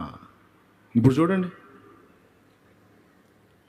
ఇప్పుడు చూడండి, ఎంతవరకు ఒక పరిధిని నియమించి సిద్ధపరిచానో అంతవరకు నా దేవుడు నింపుతా ఉంటాడు. అది విషయం. నేను అందుకే చాలాసార్లు చెబుతాను, మందిరాలకు గోడలు కట్టకండి, మీకు దండం పెడతానని. మందిరాలకు బాగా ఈ సైడ్ ఇంతెత్తు కూడా, ఈ సైడ్ ఇంతెత్తు కూడా బాగా స్లాబ్ వేసి గట్టిగా కింద మార్బల్ వేసి ఇంకా కదలకుండా ఇక చాలు. నేను చెప్పను, అంతవరకు పరిధి గీసుకుంటే ఇక అక్కడే ఆగిపోయింది నీ వ్యవహారం. మందిరం వేయాలి, ఓపెన్ షెడ్ వేయాలి, 3 అడుగులు గోడ పెట్టాలి, అది కూడా సిమెంట్ తక్కువ వేసి పెట్టాలి సేవకులకి. మరి నీ భారం, నీ ప్రయాస, నీ ఆశ, నీ ఆరాటం ఏంది? ఏదో స్థిరంగా అంత మందిని కట్టుకొని హల్లెలూయా చేద్దామనే, లేకపోతే ఆత్మల్ని గెలుద్దామనే? ఆత్మలు రక్షించాలా, విస్తారమైన ఆత్మల్ని గెలవాలంటే మరి నీ విశ్వాసం కనపరిచింది. అది సిమెంట్ తక్కువ వేసి కట్టాలి గోడలో. ఏది స్లాబ్ వేసే గోడలు కాదు నేను చెబుతుంది. ఓపెన్ షెడ్, స్తంభాల మీద రేకుల షెడ్ వేయాలి, చుట్టూ సిమెంట్ తక్కువ వేసి గోడలు కట్టాలి. విశ్వాసం ఎందుకు? పగిలిపోతాయి. ఏ విశ్వాసంతో వేసావో ఖచ్చితంగా తీసేస్తావు వాటిని. ఎందుకు తెలుసా? అది పెంచాలి మళ్ళీ, ఎందుకంటే ఆత్మల్ని పంపుతాడు దేవుడు. నువ్వు విశ్వాసాన్ని ప్రయోగించావు, సిగ్గుపరచడు, అదంతే నియమం, అదంతే నియమం. ఫిక్స్ అయిపోయావంటే అక్కడే అయిపోతావు, నీకు అంతే, అడుగు కూడా కదలవు. ఎందుకంటే నువ్వు అదే నమ్ముతున్నావు, అక్కడే అయిపో. విస్తరించాలి. మనకేమైనా ఆస్తులు సంపాదించుకోవడానికి వచ్చామా సేవకి? లేకపోతే ఏమన్నా అంతస్తులు సంపాదించుకోవడానికి వచ్చామా? విస్తారమైన ఆత్మలను సాతాను చేతుల నుండి బయటికి తీసుకొని రావడానికి వచ్చాం మనం సేవకి. హల్లెలూయా. నశించిపోతున్న ఆత్మలని రాత్రి పగలు తేడా లేకుండా కష్టపడి ప్రకటించి ప్రార్థించి వాళ్ళని బయటికి తీసుకొని రావడానికి వచ్చాం. చచ్చిందాకా నిద్రపోకూడదు, వాడిని కూడా నిద్రపోనికూడదు. లూసిఫర్ గాడిని నిద్రపోనికూడదు, ఎక్కడో చోట ఏదో ఒకటి వెళ్తానే ఉండాలి. మెంటల్ ఎక్కాల మన దెబ్బకోడికి. అంతే, మన జోలికి రావటం మానేసుకోవాలి. వాడు వీడిని కదిలిస్తే చాలు, ఒకటి చేసేది వీడిని కదిలిచ్చానంటే ఇంకా 10 చేస్తాడు. వీడు డేంజర్ క్యాండిడేట్ అని మన జోలికి రాకూడదు వాడు. దేవునికి స్తోత్రం కలుగును గాక. కానీ అనుమానం, ఇంతవరకు చాలే, ఈ జన్మకి ఇంతే చాలే అంటే దేవుడు మళ్ళీ ప్రార్థన ఏం, ప్రభువా విస్తారమైన కార్యం చేయాలి. ఆయన చూస్తూ ఉంటాడు, నీకేమైనా మెంటలా అని. ఎట్లా ఫిక్స్ అయిపోయి ఈ జన్మకి జాయిలే అన్నావు. మళ్ళీ విస్తారమైన కార్యం, నీకు మైండ్ పోయిందే. విస్తారమైన కార్యం జరగాలన్నప్పుడు ఈ జన్మకి జాలని ఎట్లా తృప్తి చెందుతున్నా? 100 మంది నదిలో మునిగిపోతున్నారు. దేవా నీకు స్తోత్రం, ఒక 10 మందిని లాగితే చాలు ప్రభా, హల్లెలూయా. మిగిలిన 90 మంది ఈ జన్మకి జాలే ప్రభా, వాళ్ళు మొత్తం పోతే పోయారు పాతాళానికి, స్తోత్రం, ఈ 10 మంది చాలు అనుకుంటావా? నా ఊపిరి ఉన్నంత వరకు, నేను బ్రతికున్నంత వరకు, నాలో శక్తి ఉన్నంత వరకు ఎంతమందిని అవకాశం ఉంటే అంతమందిని నేను రక్షణలోకి నడిపించాలి, ప్రభు చెంతకు తీసుకొని రావాలి, అనేక ఆత్మల్ని గెలవాలి, అనేక జీవితాలను వెలిగించాలి. హద్దులు పెట్టవాకు, హద్దులు పెట్ట. అరే లోకస్తులు, నిరీక్షణ లేని లోకస్తులు ఏమంటున్నారు? ఆకాశం హద్దు అంటున్నారు. అంటే అంత ఎత్తు పోదామని. ఒక అన్యుడికి అంత నిరీక్షణ చూడు, ఆకాశమే హద్దు అంట. ఏదో మూవీ రచయిత పాట రాశాడు, ఆకాశమే హద్దు, అవకాశం వదలొద్దని. మరి నీకెంత ఉండాలి? ఏ నిరీక్షణ లేనోడు అంతలో మాట అంటే, ఇంత గొప్ప దేవుణ్ణి పెట్టుకుని నీకెంత నిరీక్షణ ఉండాలి? సామాన్యుడు ఏ నిరీక్షణ లేనోడు ఆకాశం హద్దు అంటే నువ్వు 3వ ఆకాశం హద్దు అనాలి. దేవునికి స్తోత్రం. ఖచ్చితంగా ఇదేదో కాసేపు టైంపాస్ కోసం చెప్పట్లా నేను. దేవుడు పలికిస్తున్న మాట పలుకుతున్నా, నీ ఇష్టం, నువ్వేమన్నా అనుకో, నువ్వు ఎలా తీసుకుంటావో నీ ఇష్టం, నీ చేతుల్లోనే పెట్టాడు. నీవు ప్రకటించేదానికి, నీవు ప్రదర్శించేదానికి భిన్నంగా ఏది జరగదు. నువ్వు నమ్ముతున్న దానికి ఆపోజిట్ జరగదు. పరిపూర్ణంగా నువ్వు ఏది నమ్ముతావు అది జరిగింది. ఏం చేశాడు? జీవం గల దేవుని సన్నిధిలో ఉన్నాడు. కానీ ఇవన్నీ పోతాయేమో, ఇది జరిగిద్దేమో, ఇలా అయిద్దేమో, అలా అయిద్దేమో అని ముందు ఆ డౌట్ పుట్టించాడు శత్రువు. పుట్టించి తర్వాత అవన్నీ నెరవేర్చుకుంటూ వచ్చాడు. ఆయనకి ఆ డౌట్ ఉందని లేఖనం చెబుతుంది. ఏబు గ్రంథం 3:25. ఏది వచ్చునని నేను బహుగా భయపడితినో. నమ్మిచ్చాడు ఫస్ట్. ఎన్ని ఇలాగ అయిపోతాయి, ఇలా జరిగిద్ది, ఇలా అవుతుంది, అలా అవుతుంది, ఇలా అవుతుంది, అదే అదే అదే అదే నమ్మేటట్టు చేసి చివరికి అదే జరిగేటట్టు చేశాడు. ఏబు జీవితంలో వాడు కార్యం చేయటానికి మొదట ఏబులో వ్యతిరేకమైన పరిస్థితులను గురించి విశ్వాసం కలిగించాడు. మళ్ళీ చెబుతా, ఏబు జీవితంలో సాతాను పని చేయటానికి వ్యతిరేకమైన పరిస్థితుల విషయంలో ఏబు నమ్మేటట్టు వాడు చేశాడు. వ్యతిరేక పరిస్థితుల్ని విశ్వసించేటట్టు శత్రువు కుట్ర చేశాడు. సక్సెస్ అయ్యాడు, నెరవేరింది. తర్వాత దేవుడు అన్ని దొళ్ళగొట్టి సరిచేసి లైన్లో తీసుకొచ్చి ఇక దేవుని వైపే ఆనుకొని, దేవుని మీదే ఆధారపడి, ఇక ఏదైనా ఆయనే, ఉంచిన ఆయనే, తీసిన ఆయనే, ముంచిన ఆయనే, తేల్చిన ఆయనే అని పూర్తిగా దేవుని మీదగా ఆనుకునేటట్టుగా ఏబుని రెడీ చేసేసుకున్నాడు దేవుడు. దేవునికి మహిమ. అందరూ చెప్తారా గట్టిగా?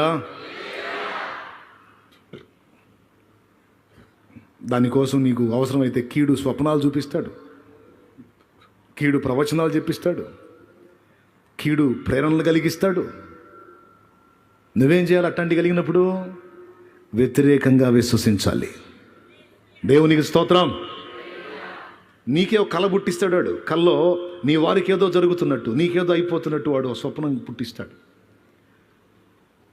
పుట్టించి ఇక డే అంతా నువ్వు దాన్ని నమ్మేటట్టు, నాకేందో ఇలా వచ్చింది, ఏదో జరగబోతుంది, నాకేందో ఇలా వచ్చింది, ఏదో అవ్వబోతుంది, నాకేందో ఇలా వచ్చింది, మా ఇంట్లో ఏదో జరగబోతుంది, జరగబోతుంది, జరగబోతుంది. ఇక దేవుడు మాత్రం ఏం చేస్తాడు? సరేలే సావు అట్నే వదిలేస్తాడు. చివరికి అదే జరిగిద్ది.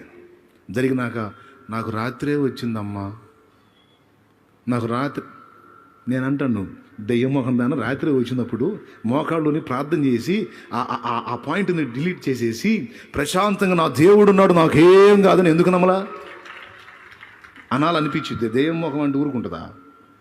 నన్ను తిట్టదు, అందుకని అనలే నేను. దేవునికి స్తోత్రం. హల్లెలూయా. ఏమండి, నీ చేతనే వాడు నమ్మిస్తాడు చాలా విషయాలు. అందుకని నువ్వు ఏ నమ్మాలనుకుంటున్నావు? ఎందులో నువ్వు రౌండ్ చేయాలనుకుంటున్నావు? కొంతమంది సైతానుగాడి విషయాలు, కీడు విషయాలు ఎంత అద్భుతంగా రౌండ్ కొడతారో అస్సలు డౌట్ ఉండదు. దేవుని సంగతులు అట్లా నమ్మితే ఎంత బాగుండు. ఏ సందేహం లేకుండా ఎన్ని కార్యాలైనా చేస్తాడు.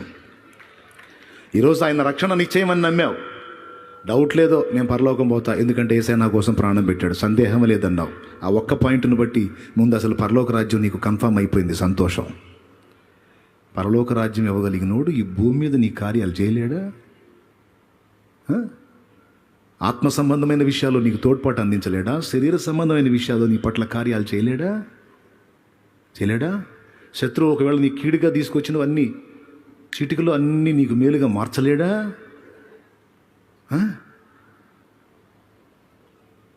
డబ్బులు కూడా ఎక్కువ అడగను నేను, తెలుసా మీకు?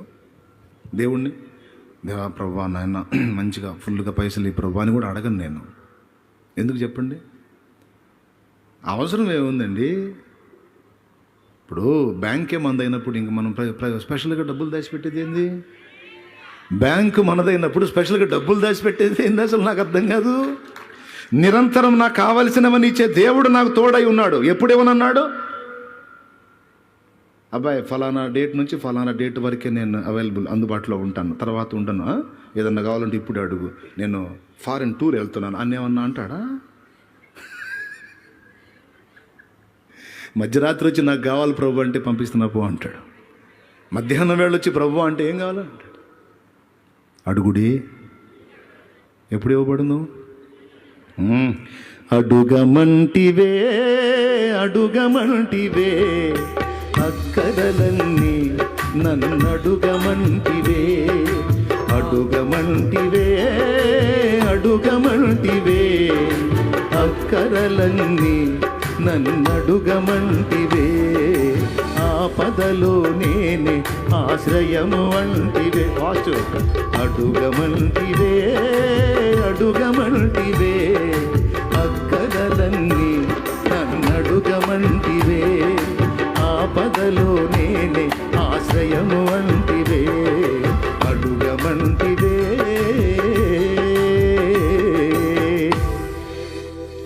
ఈ సూత్రం పట్టుకొని సూత్రాలు ఎన్నైనా బుసే. దేవునికి స్తోత్రం. పోయి కూసో, వాళ్ళు అడగమన్నావుగా, అడిగినది నిశ్చయముగా దొరుకునని నమ్మాలా. నేను చెప్పానా? మార్కు సువార్త 11వ అధ్యాయం ఆ ఒక్క ముక్క చూడండి అమ్మా. 24వ వచనం. ఎన్నో వచనం? 24. 24 చెల్లి చదువుతుంది చూడండి. అందుచేత ప్రార్థన చేయనప్పుడు మీరు అడుగుచున్న వాటి నెలను పొంది ఉన్నామని నమ్ముడి, అప్పుడు అవి మీకు కలుగునని మీతో చెప్పుచున్నాను. దేవునికి మహిమ కలుగును గాక. ప్లీజ్ ప్లీజ్ ప్లీజ్ ఈ పాయింట్ని టేక్ ఇట్ ఈజీగా తీసుకోవద్దు, చాలా సీరియస్. నీవు జయ జీవితం పొందడానికి కావలసిన రహస్యం అంతా ఇక్కడే ఉంది. లోకమును జయించిన విజయం ఏమని చెప్పాడు? అక్కడ దెబ్బ కొడుతున్నాడు వాడు. తెచ్చే పరీక్షలన్నీ దానికే తెస్తున్నాడు. లక్ష్య పెట్టొద్దు. ఆయన నీకు తోడై ఉన్నాడు. ఆయన నీ పక్షమునున్నాడు. నీ కొరకు ఆయన కదులుతున్నాడు. నీ హద్దులు మారిపోవాలి. అదుగో వాగ్దానం, చదువు వాగ్దానం చదువు. నేను నిన్ను ఆశీర్వదించి విస్తరింపజేయబోతున్నాను అంటున్నాడు. మరి నువ్వేం నమ్ముతున్నా? ఈవేళ నువ్వు ఇక్కడికి వచ్చి కూర్చున్నావు ఆయన సన్నిధిలో. నేను నిన్ను ఆశీర్వదించి ఆకాశ నక్షత్రముల వలె విస్తరింపజేయబోతున్నాను. అబ్రహాముకు సంతానపరంగా ఇచ్చాడు, నీకు ఆత్మ సంబంధమైన సంతానపరంగా ఇస్తున్న వాక్కది. స్వతంత్రించుకో విశ్వాసంతో, సందేహించవాకు, దెబ్బతింటావు. హద్దులేవాకు, పరిచర్యకి తొలగించేసాయి. నిరీక్షణతో కాచుకో, ఎదురు చూడు. నీ విశ్వాసము సిగ్గుపరచబడదా. వాక్యమే అది కూడా. ఆయన యందు మనం ఉంచిన విశ్వాసము నిరీక్షణ సిగ్గుపరచదని 2 లేఖనాలు ఉన్నాయి. ప్రతి పాయింట్ సీరియస్. శత్రువుని, వాడి కార్యాలను నమ్మటం మానే. పనికి మాలిన కీడులు నమ్మటం మానే. జబ్బొచ్చిందా, చచ్చిపోతావు అని చెప్పారా? ఆ చెప్పిన వాళ్ళ మాటలు ఏం మూడేసుకుంటారు కొంతమంది. ఏమి నమ్ముతారో నమ్ముతారు. మా పెద్దాడికి అన్నీ తెలుసయ్యా, అన్ని టెస్టులు చేసి చెప్పాడు, ఇంకా క్లైమాక్స్ ఏనమ్మా అని. మీ పెద్దాడు చెప్పాడు, ఆ పెద్దాడికి డాక్టర్ చెప్పాడు. పెద్ద ఆయన చెప్పలేదుగా. పెద్ద ఆయన ఏం చెప్పాడు? నమ్ముట నీ చేతనైతే నమ్మువానికి సమస్తము సాధ్యమే. యేసు నామములో స్వస్థత. హల్లెలూయా. అది శరీర స్వస్థత అయినా, ఆత్మ సంబంధమైన స్వస్థత అయినా, మానసిక స్వస్థత అయినా. నేను ఆత్మ సంబంధంగానే చేయగలుగుతాను, శరీరం మనలో కాదు అన్నాడా? ఎప్పుడు చెప్పాడా? దేనికైనా సమర్థుడు ఆయన. మళ్ళీ పాడదాం. నీ ప్రజల నీరసం వచ్చినట్టుంది మాట్లాడి మీకు కూడా. రాజాజ్ఞ మార్చింది నీవేనని సంతోషంగా, నీ ప్రజల నెమ్మదికై. రాజాజ్ఞ మార్చింది నీవేనని, అహమును అణచి అధికారులను అదముల చేసిన నీకు అసాధ్యమైనది ఏమున్నది? అసాధ్యమైనది ఏమున్నది? మళ్ళీ పాడుకుందాలే. కానీ మంత్రప్రయోగం చేసే మాంత్రికుడికి ఎంత విశ్వాసం అండి! సాతానుని ఆశ్రయించిన వాడికి, శక్తిహీనుడైన సైతానును ఆరాధించేవాడికి, సాతానునికి ఉపాసన చేసేవాడికి, మాంత్రిక విద్యను ఉపాసించేటువంటి వాడికి ఎంత విశ్వాసమో తెలుసా మీకు? ఒక అల్పమైన వాడికి అంత విశ్వాసం ఉంటే, జీవము గల దేవుడు ఆయన కార్యాలన్నీ గ్రంథ రూపంలో నీ చేతికి వచ్చినాయి. ప్రాక్టికల్గా ఎన్నో అనుభవించావు, ఈరోజు కూడా చూస్తానే ఉన్నావు. వాడు సాతాను మీద, ఒక మాంత్రికుడు సాతాను మీద పెట్టిన విశ్వాసం జీవం గల దేవుని మీద నువ్వు పెడితే ఎట్లా ఉంటుందో తెలుసా? వాడిని ఎవడన్నా గదిలిచ్చాడనుకో, వాడు ఏమన్నాడు? సాయంత్రం తెలుస్తారా నీ సంగతి అని పోతాడు.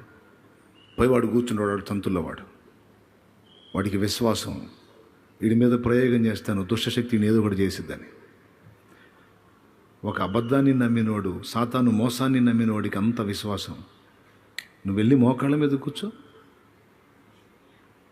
వాడికున్న విశ్వాసం నీకు లేదుగా. వాడు దీక్ష భూని కూర్చుంటాడు, వాడు తిండి మానేస్తాడు, అవసరమైతే కొన్ని నియమనిష్టలు పెట్టుకుంటాడు, దాన్ని కట్టుబడి వాడు పని చేస్తాడు. కాన్ఫిడెన్స్ వాడికి, విశ్వాసం. నీకేం హద్దులు పెట్టాడు? కడుపు నుండి తిని కూడా మోకాళ్ళు వేయొచ్చే, పోయి మోకాళ్ళ మీద కూర్చో. ఎందుకు కథలతో నేను కూడా చూస్తాను నీ పరిస్థితి, ఎందుకు మారదో చూస్తా నేను ఈ పరిస్థితి, ఎందుకు తగ్గదో చూస్తా ఆ రోగం, ఎందుకు పోదో చూస్తా ఈ అప్పు, శరీర సమస్యలేగా. ఎందుకు పోదో చూస్తా నా భర్తలో ఉన్న బలహీనత, ఎందుకు పోదో చూస్తా నన్ను శోధిస్తున్న శోధన, బలహీనత. వెళ్ళి కూర్చుంటా నా దేవుని దగ్గర. దేవునికి స్తోత్రం. హాస్పిటల్లో కొడుకున్నాడు నా కొడుకు. ఒకసారి డెంగ్యూ ఫీవర్ వచ్చింది. ప్రార్థన చేసిన ఫ్యామిలీ వాళ్ళకి డౌట్గా, ఏదైనా జరగని జరిగితే పిల్లగాడు నువ్వేగా చేసి అంటారు. మళ్ళీ ఎందుకు వచ్చిన గొడవ? సరిపోవడం తీసుకెళ్ళి ఆసుపత్రిలో చేర్చాడు. నన్ను చూడటానికి వచ్చాడు దైవజనులు. బుజ్జన్న వచ్చాడా? పొద్దున్న వచ్చినట్టున్నాడు బుజ్జన్న. ఆయనతో పాటు ఒక 2-3 దైవజనులు వచ్చారు అబ్బాయికి ప్రార్థన చేయటానికి. ప్రార్థన చేసి ఆమెనని బయటకు వచ్చారు. దగ్గరగా అక్కడ 20-25 బైకులు ఉన్నాయి. అన్ని బైకులు వదిలిపెట్టి దొంగోడు ఆయన బైకే తీసుకొని పోయాడు. ఏం చేయాలి? నా బిడ్డకు ప్రార్థన చేయటానికి వచ్చాడు, ఆయన బైక్ పోయింది. చూస్తున్నాడు, ఈ పాపం అంతా తిరుగుతున్నాడు. ఎక్కడ ఉంటుంది? సరే నేరుగా పోలీస్ స్టేషన్కి పోయాం. వాస్తవంగా హైదరాబాద్ ప్రయాణం నాది ఆ రోజు. టికెట్ తెచ్చారు. కిరణ్ వాళ్ళు ఇక్కడే ఉన్నారా? ఎటు వెళ్ళారా? చేతులు ఎత్తే బాగుండే, కనపడతారేమో. స్టేజీ కింద ఉన్నారు. సరే ఇక్కడ ఉన్నారులే. టికెట్ కూడా తెచ్చారు. నన్ను హైదరాబాద్ సాగనంపట రెడీ చేశారు. ఈ లోపు ఆ బైక్ పోయింది. ఏం చేయాలా? ఏమంటే బైకే కదా అనుకోవద్దు, దేవుడు నాకు నేర్పినవి చెప్తున్నాను నేను. నా డౌటు, ఇంతమంది బైకులు ఉంటే వాడు ఎవడు అసలు ఈ దైవజనుడి పైకి తీసుకొని పోయాడు వాడు. నాకు సమస్య సృష్టించాడు వాడు, సైతానుడు. సార్ చేసేది ఉంది, వెతకటం మొదలుపెట్టాం. వాడేమో రోడ్డు మీద పెట్టుకుని ఉంటాడా, బెదరు పెట్టేదా అని. వాడి పాటలు కూడా తీసి అమ్ముకున్నాడో ఎడిపోయాడో వాడికి తెలియదుగా. పోలీస్ స్టేషన్ పోతే తీసుకుందాలి, కంప్లైంట్ తీసుకుందాలి, వెతకండి అయ్యా కాస్త చుట్టూ తిరిగి వెతకండి అన్నారు వారు. మారు మాట్లాడకుండా ఎన్నింటికి పోయిందయ్యా? 7:30, 8 పోయింది. 12 దాకా వెతుకుతానే ఉన్నాం. వల్ల కాల. తెల్లారి ప్రోగ్రాం ఏంటంటే గుంటూరు మాయబజార్కి వెళ్ళాలి, అక్కడ బైక్ విడి పార్ట్స్ అయిపోతుంది, ఒక పార్ట్ అన్నా చూసి గుర్తుపడితే బుజ్జన్న పట్టుకుందాం అని ఒక ఆలోచన. ఒకవేళ చీకటితో వెళితే పార్ట్లు ఊడదీయకముందే బైక్ పట్టుకోవచ్చు అని మరొక ఆలోచన. రెండవది, అది సాధ్యపడకపోతే పోలీస్ స్టేషన్కి వెళ్ళి కూర్చోవటం, మూడో ఆలోచన. ఎందుకంటే పాపం కొత్త బైకు. అక్కడ ఇంకొక సమస్య ఏంటంటే విశ్వాసులు మామూలు కాదుగా. అన్ని బైకులు ఉంటే అయ్యగారి బైక్ ఎందుకు పోయింది? మంచోడైతే ఎందుకు పోయిద్దిలే. వాళ్ళు ఇదొక దాడి ఉంటుందిగా. దేవునికి స్తోత్రం. మంచోడైతే ఎందుకు పోయింది? అయ్యో ఉంటాయి. అంతమంది పోకుండా ఆయనదే పోయిందంటే ఎందుకు పోయింది అంటుంటారు కదా. ఆయన ఆ శోధన బుజ్జన ఆయనకి వెళ్ళి చూస్తే పాప ఆ ఫీలింగ్ అదే కనపడుతుంది. దేవునికి స్తోత్రం కలుగును కాక. హల్లెలూయా. సరిగా ఆ నైటు క్యాన్సిల్ చేసుకొని చర్చిలోకి వెళ్ళి పండుకున్నా. తెల్లవారు ఇటు పోవాలా, లేచి గుంటూరు మాయాబజార్కి పోవాలా, పోయి అక్కడికి తీసుకొచ్చి వాళ్ళందరి చెక్ చేసుకోవాలన్నమాట. ఎవడన్నా దొంగ బండి తీసుకొస్తాడేమో అని కాసుకొని ఈ బండి కానీ వచ్చి పడితే పట్టుకోవాలన్నమాట. అది జరిగానా? అందరికీ తెలిసేటట్టు దొంగోడు బండి తెచ్చానా? ఎట్లా సాధ్యం? వాళ్ళకి ఏదో ముసుగులు ఉంటాయి. కాబట్టి ఇవన్నీ కాదని తెల్లవారుజామున లేచి నేను అక్కడికి పోయేది, స్టేషన్కి పోయేది, మాయాబజార్కి పోయేది, నేనేదో నక్కలాగా కాపలాగా వేసేది. మేము సేవకులు ఈ పనే. నువ్వు ఉన్నావు కదయ్యా, నా తెలియదు నువ్వేం చేస్తావు, బండి రావాలి అని పోయి ఏకాంత ప్రార్థన తెల్లవారుజామున పోయి ప్రార్థనలో కూర్చున్నా. ఏమంటే బైకే కదా అనుకోకండి, నాకు అప్పుడు ఎట్లుందంటే అట్టుంది. నాది పోయినా నాకు అంత ఫీలింగ్ లేదు. నా కోసం వచ్చిన ఆయన బండి పోయింది. ఇప్పుడు ఇంకో కొత్త బండి నేను తీసుకొచ్చి ఇచ్చినా తృప్తి ఉండదు. ఆయన బండి పోతే తెచ్చిచ్చాడు అంటే అసలు ఎందుకు పోయింది అని మళ్ళీ మొదలు పెడతారుగా. కాబట్టి ఇప్పుడు ఆ బండే దొరకాలి. స్తోత్రం. పోయి మోకాళ్ళ మీద కూర్చున్నా. సెల్ ఫోను, శాంసంగ్ ఫోన్ ఉంటుంది, అది స్విచ్ ఆఫ్ చేశా, డిస్టర్బెన్స్ చేయకుండా. ఏకాంతంలో వెళ్ళి, నువ్వేదన్నా నన్ను శిక్షించాలనుకుంటే నన్ను శిక్షించు, నాకు మేలు చేయాలని, నా కోసం ప్రార్థన చేయాలని వచ్చిన దైవజన్ని ఇబ్బంది పెట్టదు తండ్రి. నాకు తెలియదు ప్రభువా, నువ్వేం చేస్తావో నాకు తెలీదు. నీ దాసునికి అదే బండి దొరకాలి, ఆ బండి దొరకాలి అని ప్రార్థన చేశా. విచిత్రం చెప్పనా, వెళ్ళి అక్కడ కూర్చున్నాయి. ఇక కాసేపు మోకాళ్ళు వేసి ప్రార్థన చేశా. ఇక ఆ చెరువు కట్ట మీద అటు ఇటు తిరుగుతున్నా, నాకు తెలియదు, కళ్ళు తెరిసే మాట్లాడుతున్నా. ప్రార్థన అనగానే మోకాళ్ళు వేసి అలానే ఉండాలి, కొయ్యబొమ్మలాగా అనుకోవాకండి. నీకు ఎలా కంఫర్ట్గా ఉంటే అలాగా నువ్వు దేవునితో మాట్లాడుకో. అన్నీ బాగుండి మంచం మీద వండుకొని మాత్రం చేయవాకు. నీకు ఎలా కంఫర్ట్గా ఉంటే అలా చేయమన్నానని కొంతమంది బరీగా తిని మంచం మీద వెళ్తే ప్రభువా స్తోత్రం, ఈ దరిద్ర పనులు మాత్రం చేయవాకండి. దేవునికి స్తోత్రం కలుగును గాక. నీకు ఎలాగ నీ హృదయానికి ఎలాగ అనుకూలం, ఏకాంతంగా నువ్వు దేవునితో కూర్చో. అయితే నువ్వు దేవుని సన్నిధిలో ఉండాలి. లోకాన్ని వదిలిపెట్టాలి, మిగిలిన వ్యవహారాలు వదిలిపెట్టాలి, నా తండ్రితో నేను కూర్చోవాలి. నాకు తెలియదు, ఈ పరిష్కారం నువ్వే చేయమని ప్రార్థన చేశాను. దేవుడు మాట్లాడాడు, నువ్వు వెళ్ళే ప్రయాణం ఆపడానికి ఈ కార్యం నేను జరిగించానని. అదే నిజమైతే ఆ బండి దొరకాలన్నాను నేను. స్విచ్ ఆన్ చేసుకోరా అన్నాడు. సెల్ ఫోన్ తీసి స్విచ్ ఆన్ చేశా. స్విచ్ ఆన్ చేయగానే ఫస్ట్ ఫోన్ బుజ్జన్న దగ్గర నుంచి వచ్చింది నాకు. ఆయన కూడా ఇప్పుడు మీరు అన్నట్టు అన్నాడు ఫోన్. నేను హలో అనగానే మీరేమన్నారు ఇప్పుడు ఇంకోసారి అనండి, ఈ మాట ఆయన అన్నాడు. హల్లెలూయా తమ్ముడు బండి దొరికింది అన్నాడు.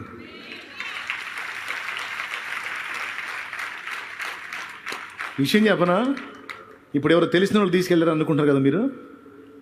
నో, పక్కాగా దొంగడే తీసుకెళ్ళాడు. తాళం ఆయన చేతిలో ఉంది, వీడు వేరే విధంగా బండిని స్టార్ట్ చేసుకొని తీసుకెళ్ళాడు. కానీ ఆ తీసుకెళ్ళిన వాడితో ఆయన మాట్లాడాడు. తెచ్చి ఆడబెట్టాడు తెలుసా? రాత్రి మేమందరం కలిసి వెతికాం కదా సేవకులం, ఒక దైవజనుడు ఇంటి ఎదురుగా పెట్టిపోయాడు వాడు. ఇప్పుడు కొట్టాలా నాకు తెలిసి,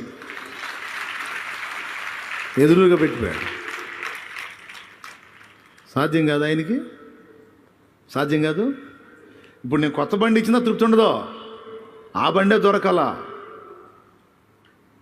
దొరికింది అదే బండి తెచ్చి ఏ దొంగ వదిలిపెడతాడు చెప్పండి, మీరు నాకు చెప్పండి. వాడి చేతికి చిక్కినది పీస్ పీస్ అయిపోవాలా లేదా వెళ్ళిపోవాలి ఇంకొకటికి. సేవకుడి ఇంటి ముందు పెట్టి వెళ్తాడా? నా దేవుని కార్యం కాదా అది?